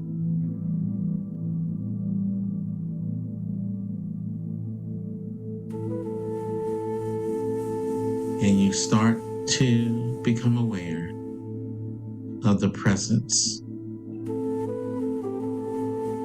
of your ancestors, family members, guardians, and guides.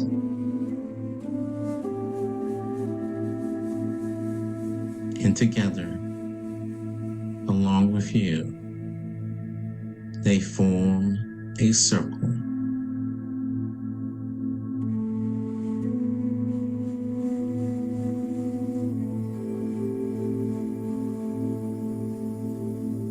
Now, become aware that the love in your heart is sent out from your heart to your loved one beside you, and it leaves their heart and circles to the loved one beside them as this ripple effect of love goes around the circle and returns back to you.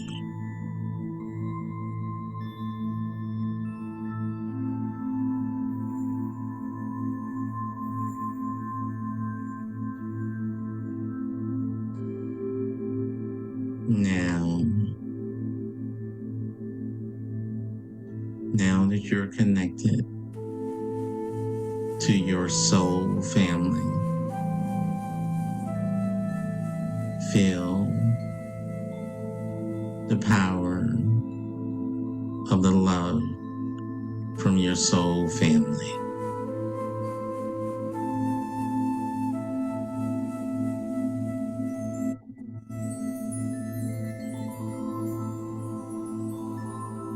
and become aware that at the center of the circle, in the middle of your soul family circle, is a platform.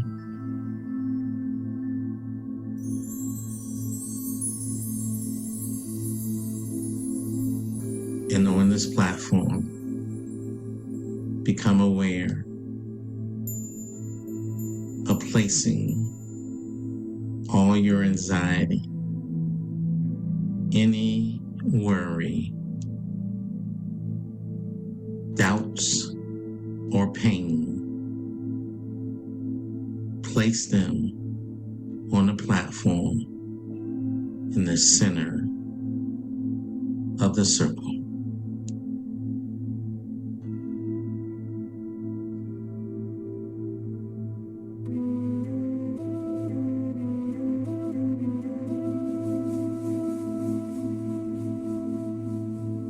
Now, become aware that what you put in the center of the circle is stable, unmovable, and observable by all the elders in your soul family circle.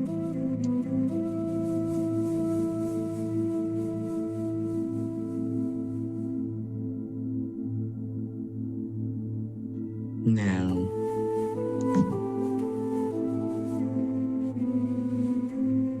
imagine that from one of the elders' eyes lights up this golden color and sends out a beam to the elder beside them, to their eyes, as that ripple effect connects around the circle until it returns back to you.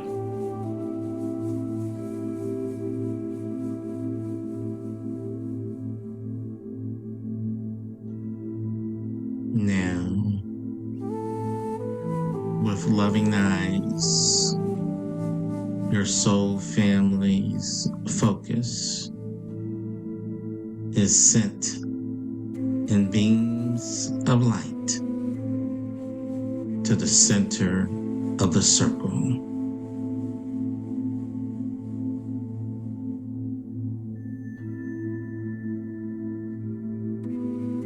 Become aware that you see what was in the center of the circle from a new perspective.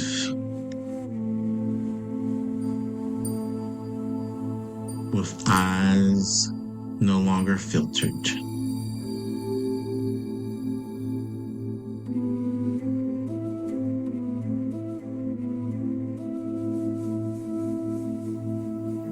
You see the true beauty behind that anxiety.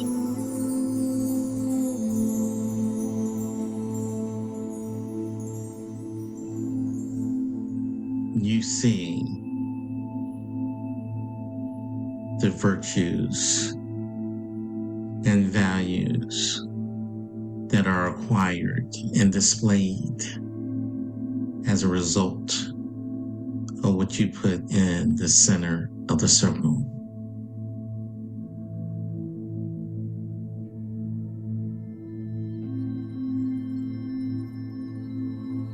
What virtues are you acquiring?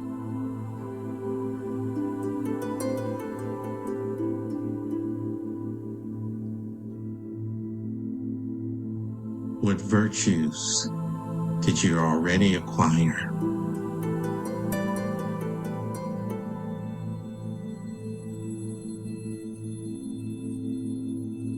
Feel the vibrations from your soul family and the pride they have for what you accomplished.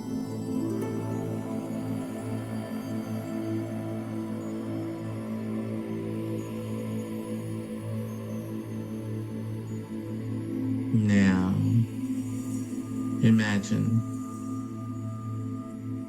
that what you put in the center of the circle begins to lower down into that platform. And as it lowers down into the platform, a holy divine tree begins rising up.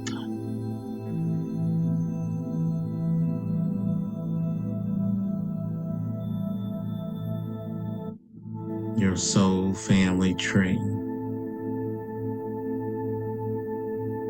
Your family's tree of life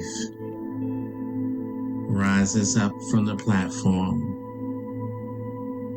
empowered by the virtues which resulted from the challenges you chose to face.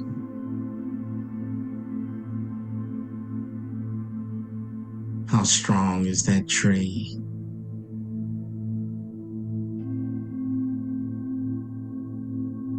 Notice the branches that are filled with virtues from the generations that came before you.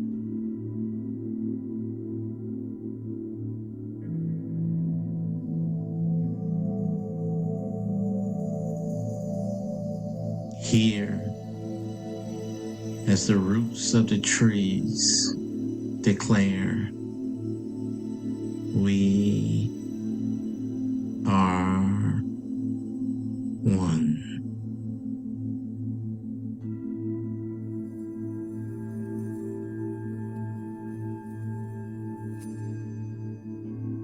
And become aware of how every branch begins to grow fruit. Beautiful fruit. Divine fruit. As a result of the virtues you acquired and added to your soul family tree.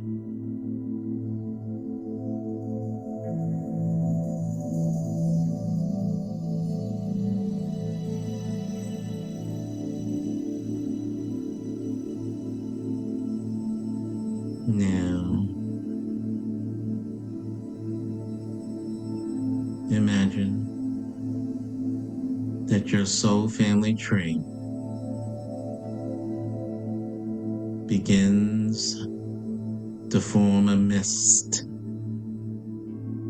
that returns to you through your eyes. Allow the power of your soul family tree to heighten your vision, to increase your peace and clarity.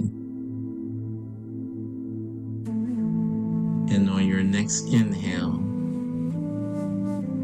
inhale your soul family's love. And exhale, returning back to the circle, your soul family's love.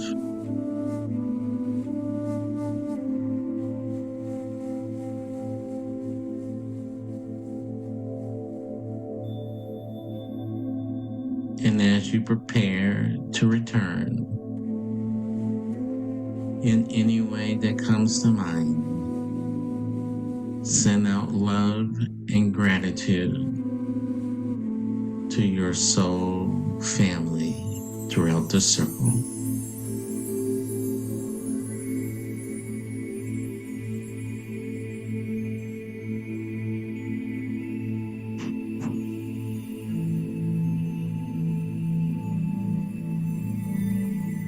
Now, bringing your awareness back to your heart, begin to become aware that slowly you begin to descend from 67 feet above the air,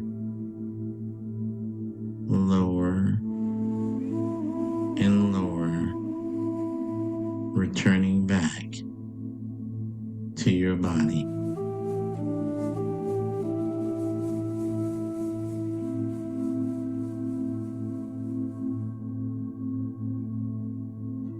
Now, your body and you are connected again. And on your next inhale, become aware that you are aware of being fully and completely back in your body.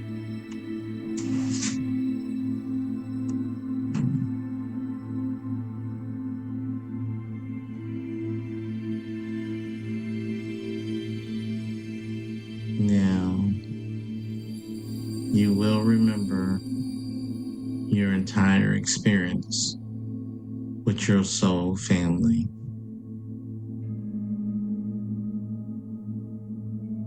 You will remember to hold on to your new vision, and that every problem, every challenge, every worry is also wrapped in a multitude of virtues.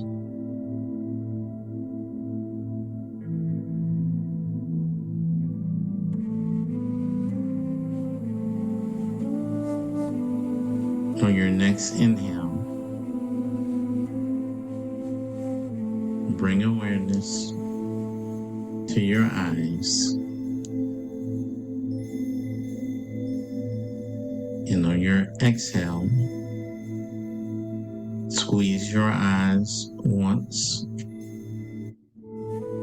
remaining shut.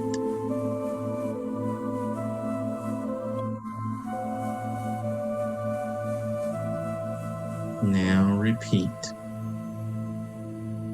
On your next inhale, focusing on your eyes, squeeze your eyes once on your exhale.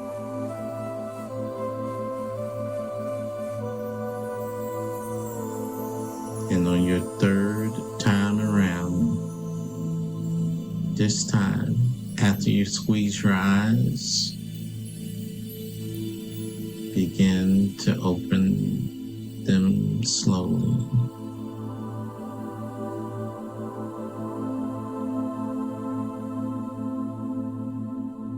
Welcome back.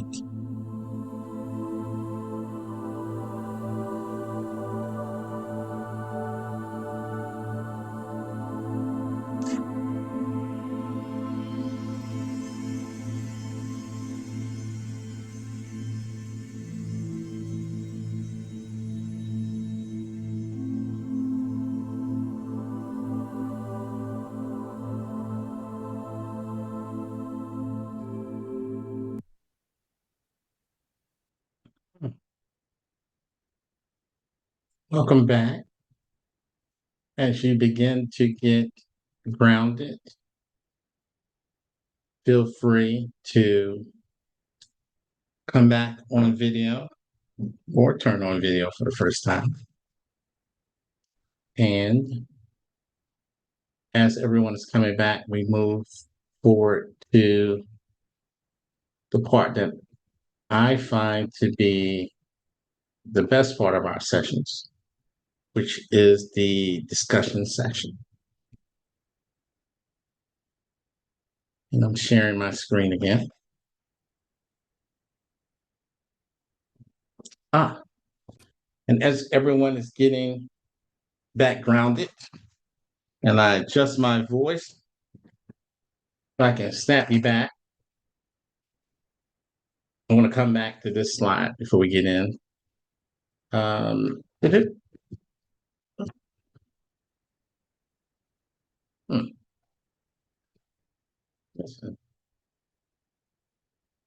There we go. Okay. If you, oh, now I understand. If you haven't done so yet, and now that you've been to a search gathering event, I haven't figured out what to call it yet. Definitely feel free to join our What's Up group. We talk during the week. I share meditations in there, notes too as well. Like there's some spiritual notes for this. If people wanted to capture the images from the screen and stuff like that, I will welcome that. You can scan this barcode to get in. You can send me a message on Meetup asking to get in. This What's Up group is like one of the highlights of my week. I love hanging out and kicking with everyone.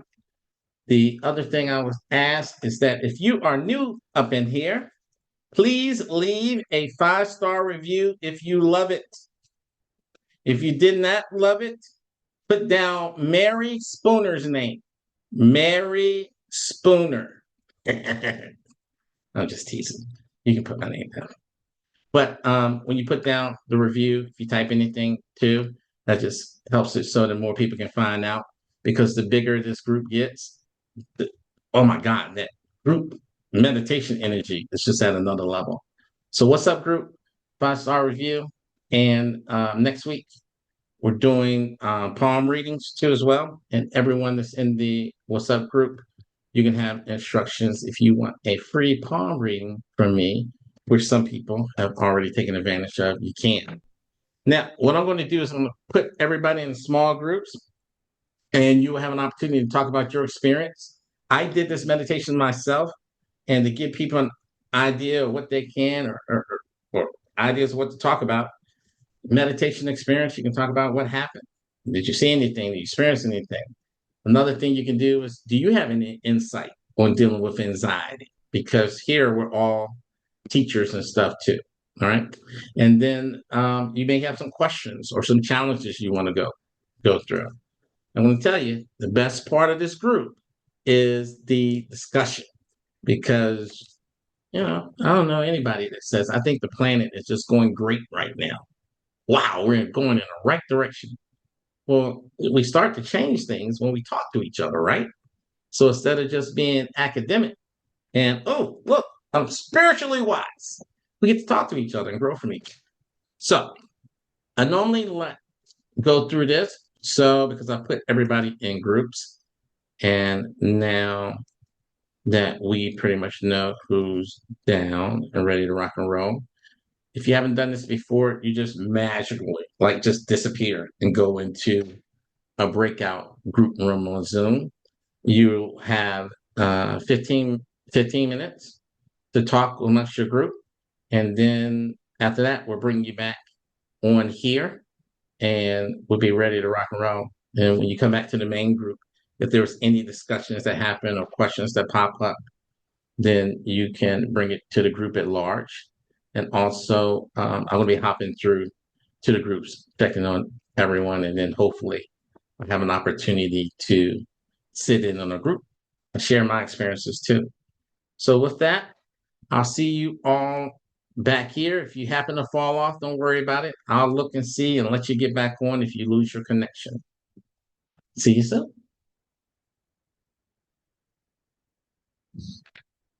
If you see a message that says join the room on your screen, click that, and then you'll be able to go over. Mark, I'm glad to see you were able to get on, brother.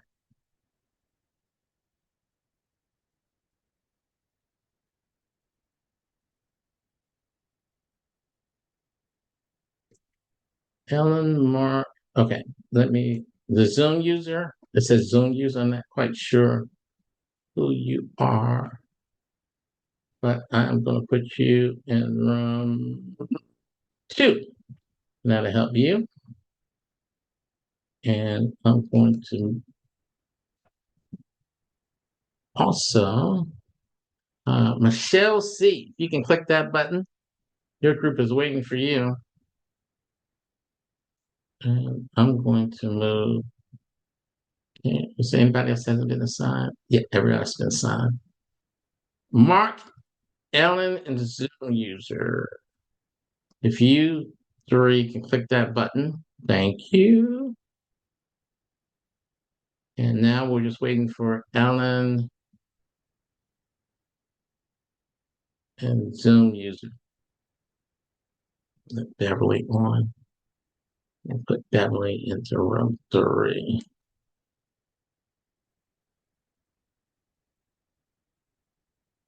Hey, Beverly. You can just click the button to get back into your group.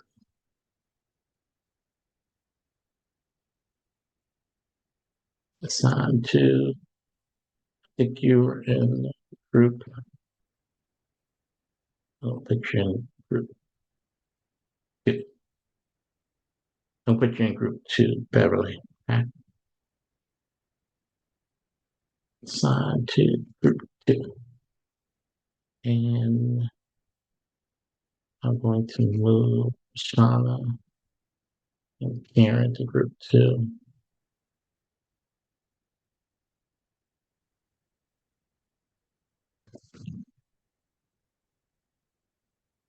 Ellen, if you can hear me, if you're still there, are you having issues or did you step away from your computer? I have to assign everybody to a room before I leave.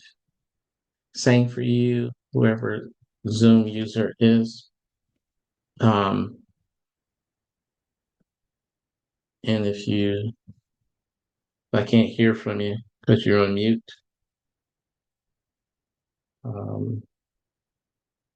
I am going to dismiss you off of the group, assuming that you have stepped away because I can't leave this room open.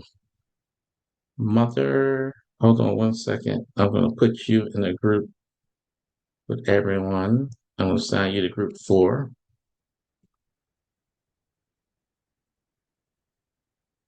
And there we go.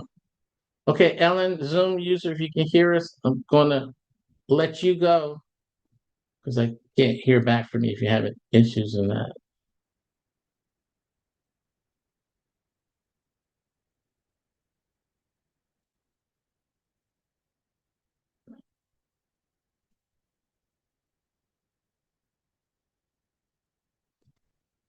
Okay.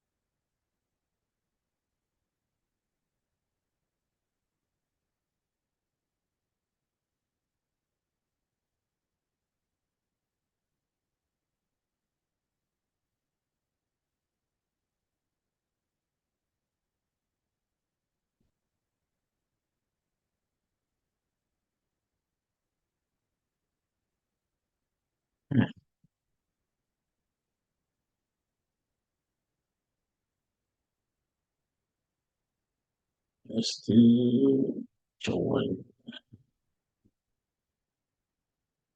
All that stuff together. I cut that person off and I've been free as a bird, even if I see the person in passing, I don't have anything to say, but I have an avoidance.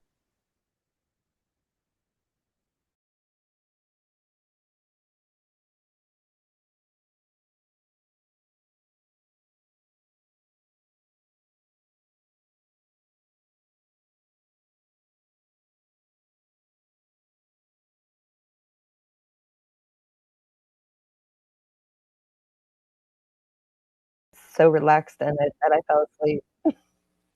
Oh yeah, that's good. Yeah. That's good. Yeah. And then when I came out, it was just, I mean, I came out exactly when we were speaking. So, Yeah, that's good. hmm So how was your experience with connecting with your ancestors? mine ancestors, I would say that I whenever I do a guided meditation, I don't really get too much in visualizing ancestors, but I feel them. I Hmm. feel them around me. I even when I'm not in any type of meditation, I can still feel that I am guided and I'm being supported. So, and I just go with what they tell me. So, Right, right, right. Some of them got some strong personalities. yeah. Yeah. They let me know they're there. Yeah. Mhm. Yeah. But I feel like it's one of those things that you just gotta keep on like practicing on, Mhm. damn near daily base to because I had first got the suggestion to start talking to my ancestors probably like about like 6 months ago. I had got a card reading done, and the lady was like, "You don't talk to your ancestors enough."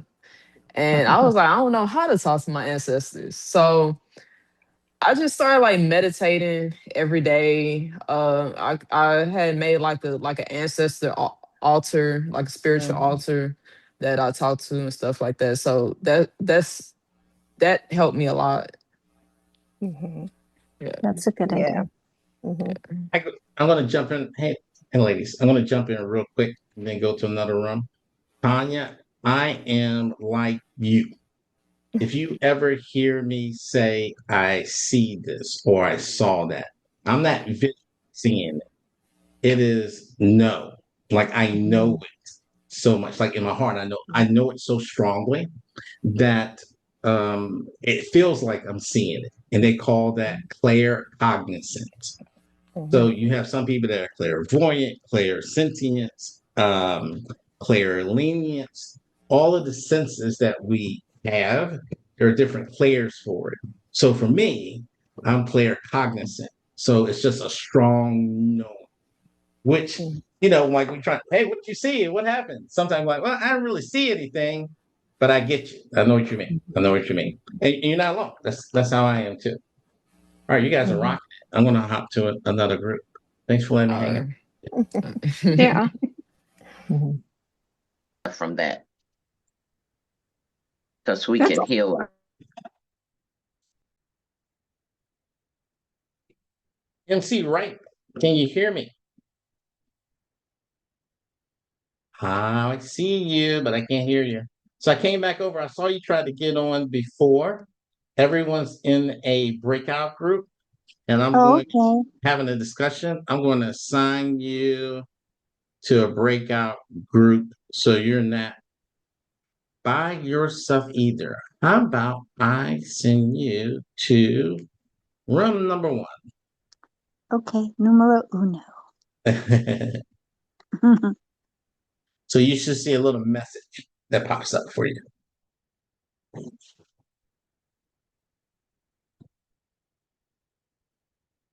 There we go.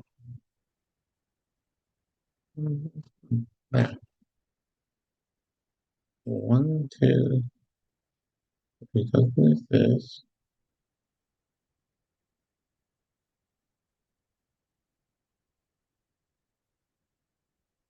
Okay.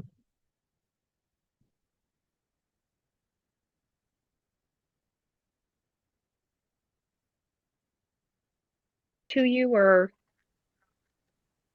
will you when you show up? It says recording in progress, so Oh yeah, yeah, or at least it does in my ears. I don't I hear it too. says it on my side too.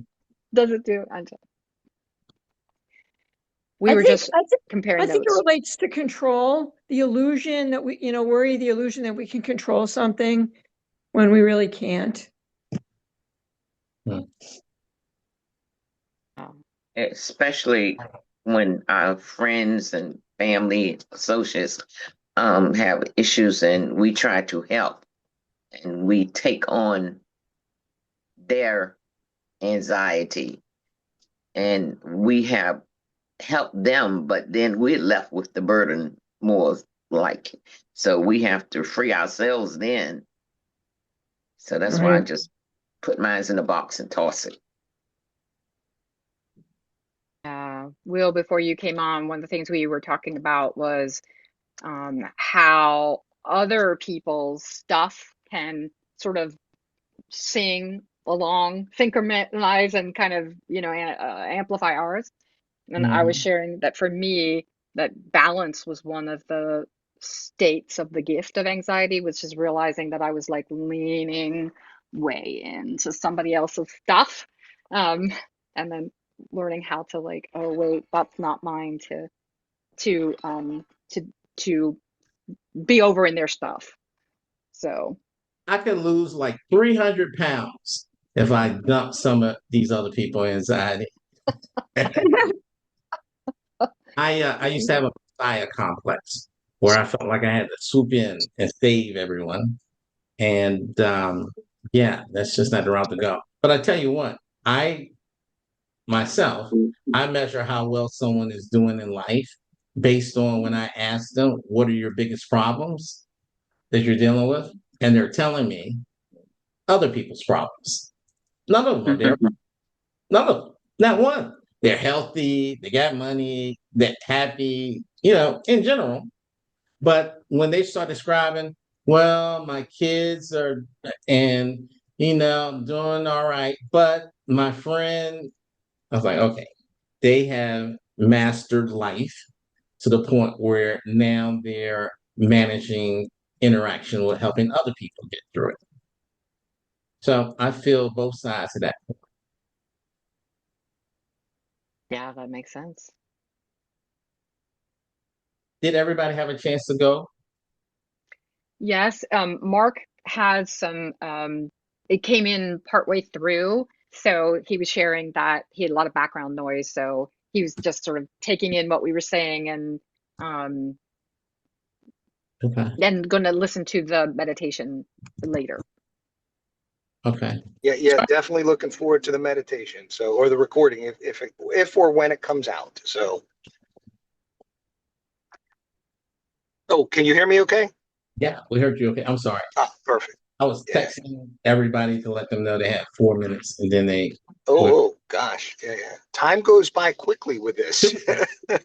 super They quick. were talking about how quickly 30 minutes passed as well. So I remember that from last week. Yeah. And the meditation started off 20 minutes, right? And I extended it 10 minutes longer. So yeah. The playback for this, Mark, is in the WhatsApp group. So that's where Excellent. you can find that as well as the link to the meditation itself.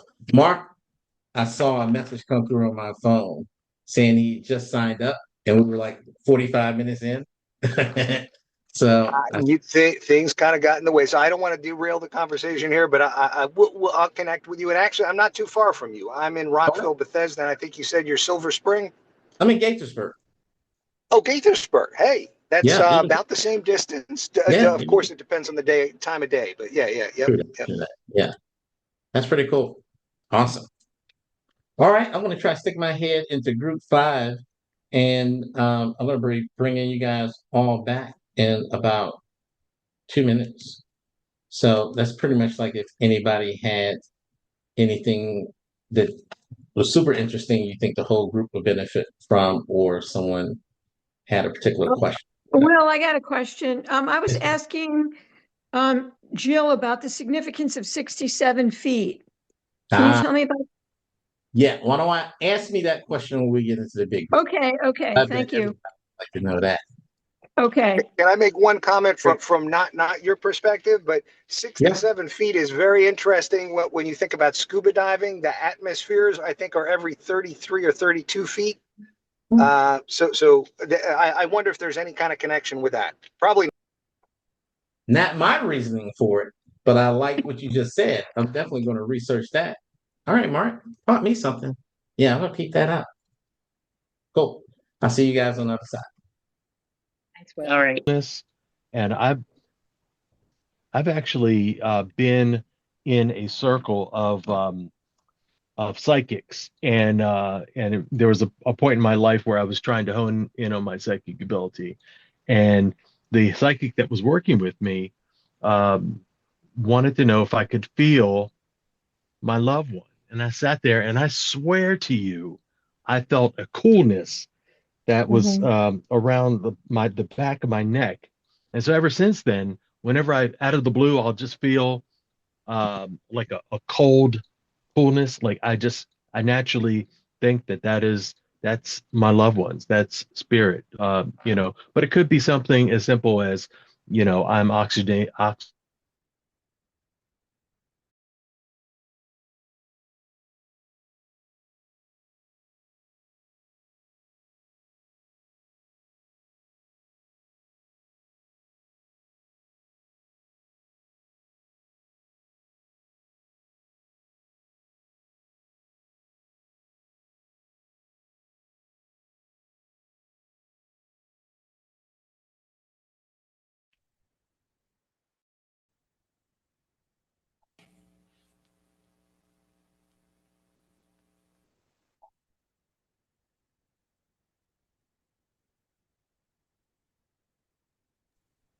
What's up? Karen's in the house. Heather's back. How you doing, Karen? I don't think I talked to you today. Hi, how are you? I'm new. Well, welcome. Hope you feel welcome. You are welcome. Thank you. I do feel welcome. Today was a very strange day for me. I was at a funeral this morning, and my meditation was interrupted by my husband leaving to go to work and my son needing to give me his Mother's Day present for me, like that, like right then and there, like Yeah. in the middle of the meditation. So Oh, wow. just been an awkward day, but I definitely need to join this WhatsApp group so I can replay it. I think that's a thing. You absolutely can. And were you able to get the QR code? No, I didn't get that. Yeah. I can put that in the chat too on the side for anybody that needs the WhatsApp thing. Okay. Thank you. Not a problem. So anyway, while I'm working on this for my new bestie Karen, welcome back. I was able to hop around and at least touch everybody for a second, I guess, and going through. When we come back to the group, it's just like number one, is there any questions or things that you have that come to mind? Or was there an experience that was so unique or so cool that, or you just want to share it with the group at large? So I'm going to work on getting Karen a WhatsApp and putting it in the chat for her and anybody else who needs it. And meanwhile, just come off mute and talk, chill. I mean, we're all leaders now. We learn from each other. So I do have a question. I know how earlier you were saying, like, people who are empathetic, they could take on like other people feelings like anxiety and stuff like that. Mm-hmm. Would I have a like a so I am empathetic. So I was wondering, how do you not take on like other people's energy?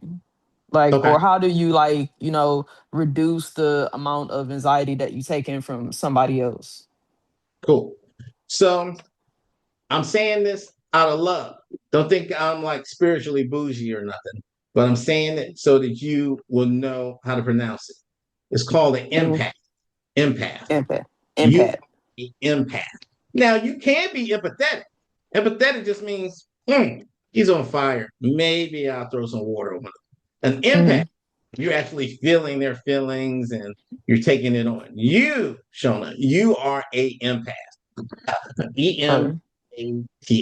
Now, with the empath, one of the things you can do is you can put a shield up so that their emotions aren't impacting you. You're empath so you can have empathy and feel what they feel so you truly know what they're going through. But it shouldn't be to the point where it makes you stagnant or stuck in that situation. So, now you can pull the shield up.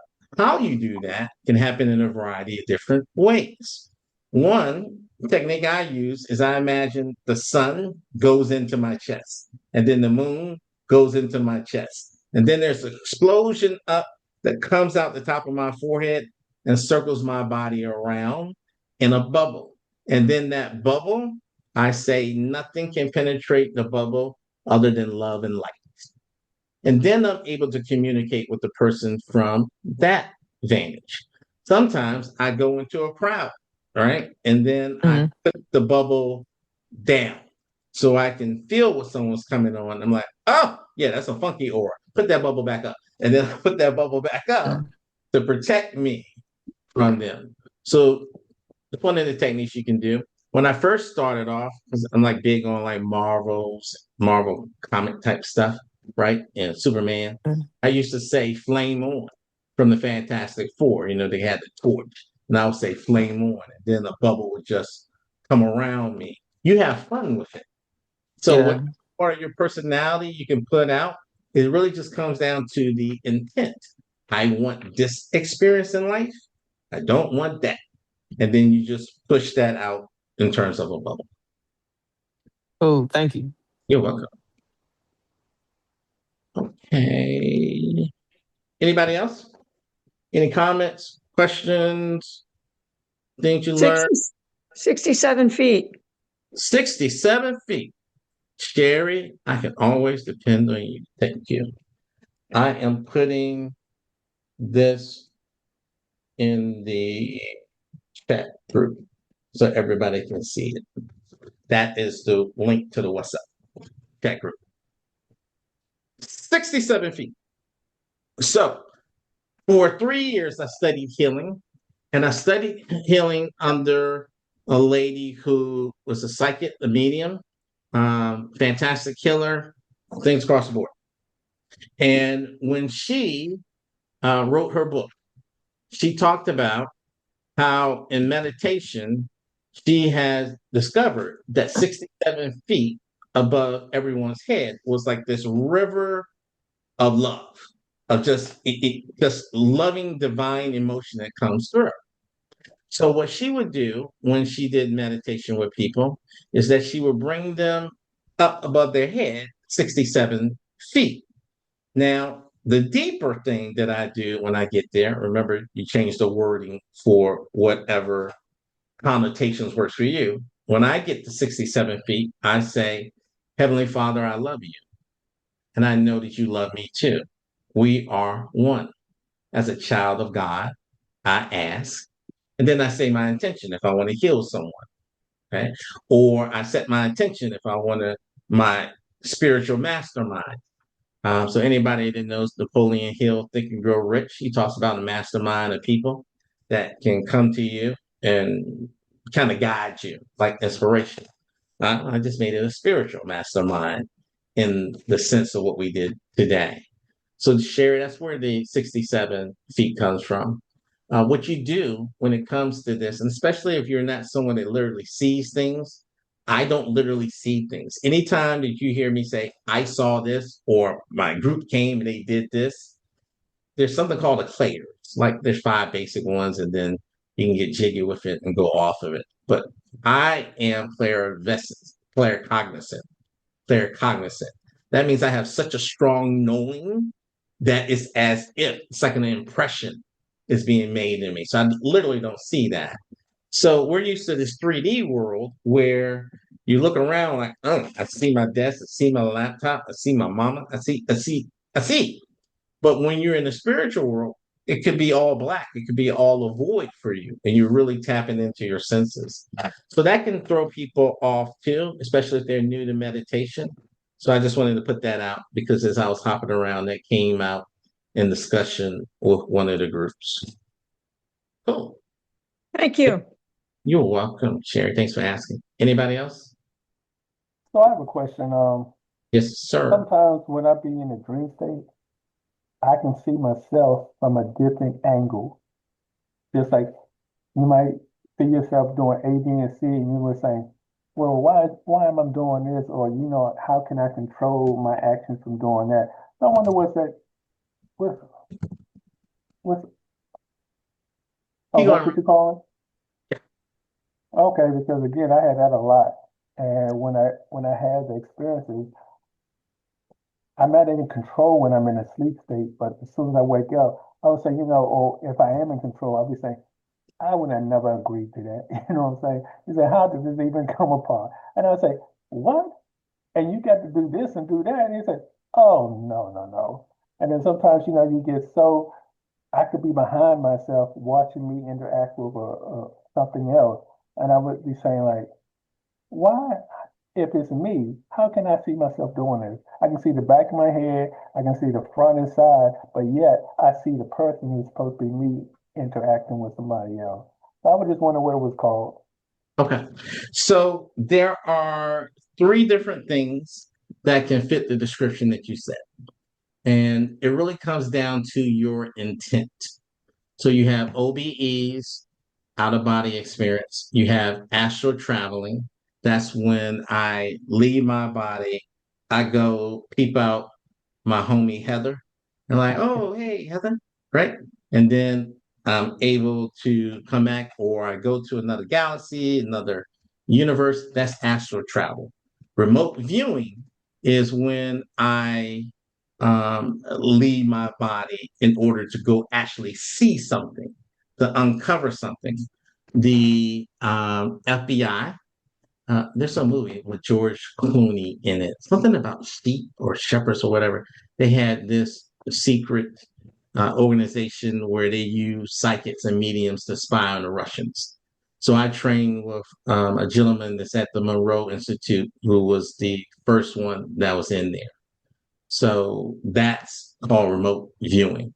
All of those things are possible. If you're having an experience you don't like, then you can definitely set that intention at the beginning part of your meditation of what you want to do, and everything is free will. And not just for Razi, but for everybody in general. If you ever find yourself in a situation where you're doing a meditation and you don't like the experience, open your eyes. Just open your eyes and it'll end, it'll stop. Cool. Okay. So we started on time. It's 2:42, and we're supposed to end at 2:40. I'm pretty happy and proud of us. I'm pretty happy and proud of us. Yay! We did good. Have more discussion time, and that's what I want to do moving forward. Let's allow more discussion time after meditation. John, I feel like you got something you want to say. You got something you want to say? I do. Were we going to discuss auras this week? Because I thought that the description said, "Are you feeling off?" So like for example, if you're going to meditate all the time, are you able to raise your, affect your aura or your frequency or your vibration, um, So by meditating all the time? So I'll tell you about that. So that's in three layers. And keep in mind, let's say this is officially over. If you still want to hang out and kick it, as I'm answering John's question, please feel free to do so. But you're not going to hurt my feelings ever if you have to hop off of Zoom and go handle something, or if you're just bored, whatever. I'm okay with it. So always feel free to come and go as you wish. Cool. All right, John. But this is what happened. I'm gonna keep it real with you. So initially, I set up the title talking about the aura thing, but we kind of went over that last week. And as I started talking in the group, and people were sending me private messages, the true word of what they were going through was anxiety. So I went in and I changed the base content to just put the word anxiety in there. And then from an aura standpoint, the things that we talk about, they're all impacting your aura. So when you had that tree and that mist and it was coming in, it was giving you a different look, and you had the love that was coming around, that was automatically layering your aura with what you need. But what you can do in that same video that you have, right? Because you're in the What's Up group, you got the link to the video. In the center, you can put your aura there so that when the guys, when the elders are shooting that light out of their eyes into the center, that is repairing and adding that layer of your aura the way you. So Okay. for that mistake, Appreciate that. the wording that I used in the title, I adjusted it. And then because I just thought the greater good was, well, actually, it was, I felt like God told me the greater good was focusing more on anxiety. But the truth is, I did start off with that title. I thought I was going to go that way, but trying to walk within what I perceive to be the will of God, I went in a little different direction. But you can still achieve that title, what the title said around the or, of putting your or at the center of the platform in terms of the thing that you're most concerned on that brings you the most anxiety. Cool? Okay. Hey, Will, Yes, ma'am. may I take a screenshot of your t-shirt? Yeah. May I take a screenshot?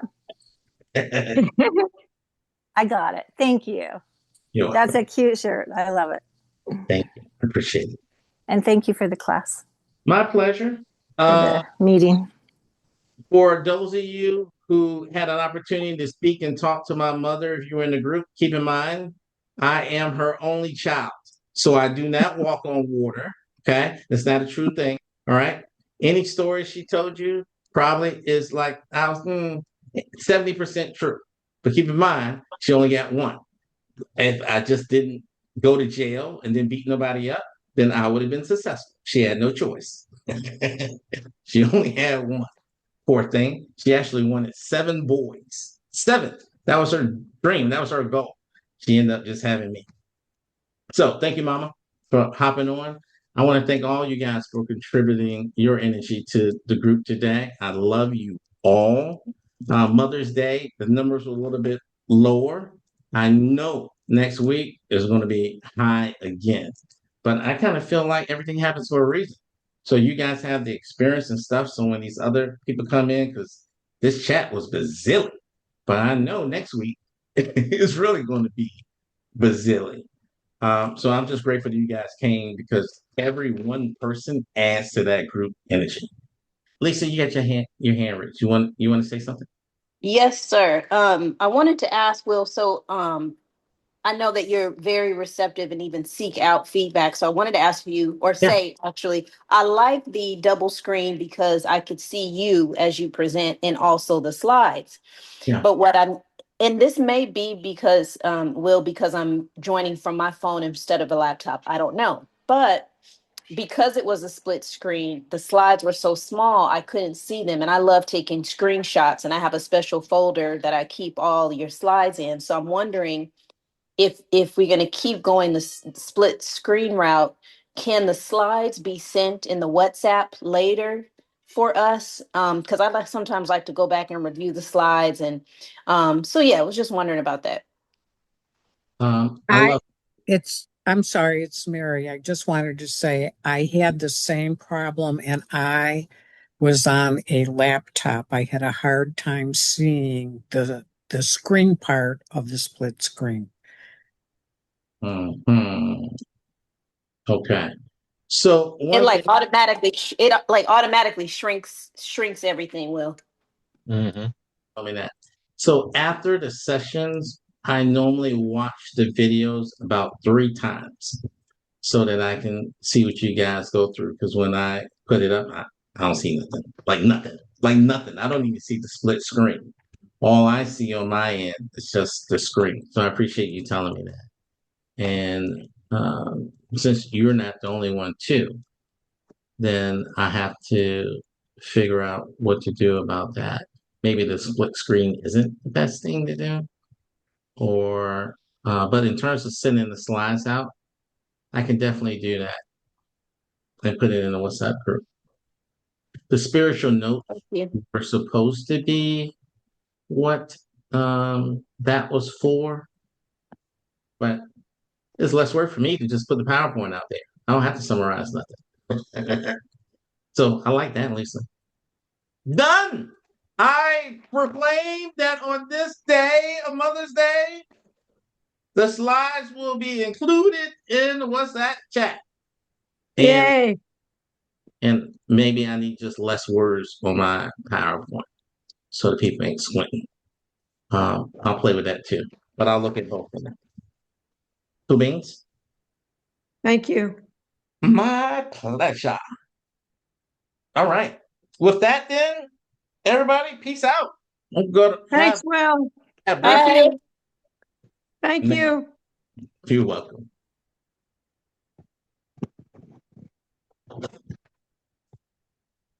Miss Wright, topping on. We're just ending. If you can hear me, we're just ending. Like everybody's hopping off. But I'm just standing here and telling so you don't think that nobody likes you. Everybody isn't hopping off because you just got back on. We were just hopping off, just in general. Okay. We see you Can I next. ask you something? Yeah, sure. You want to say something? Go ahead. Yeah, during the meditation, I developed a fever. I don't know if that's normal or not. It's like a low-grade fever, and I still have it. I Okay. was wondering how I can get rid of it. Yeah. It's kind of So, really, yeah, absolutely. So hold on 1 second. And I'm going to help you with that. All right.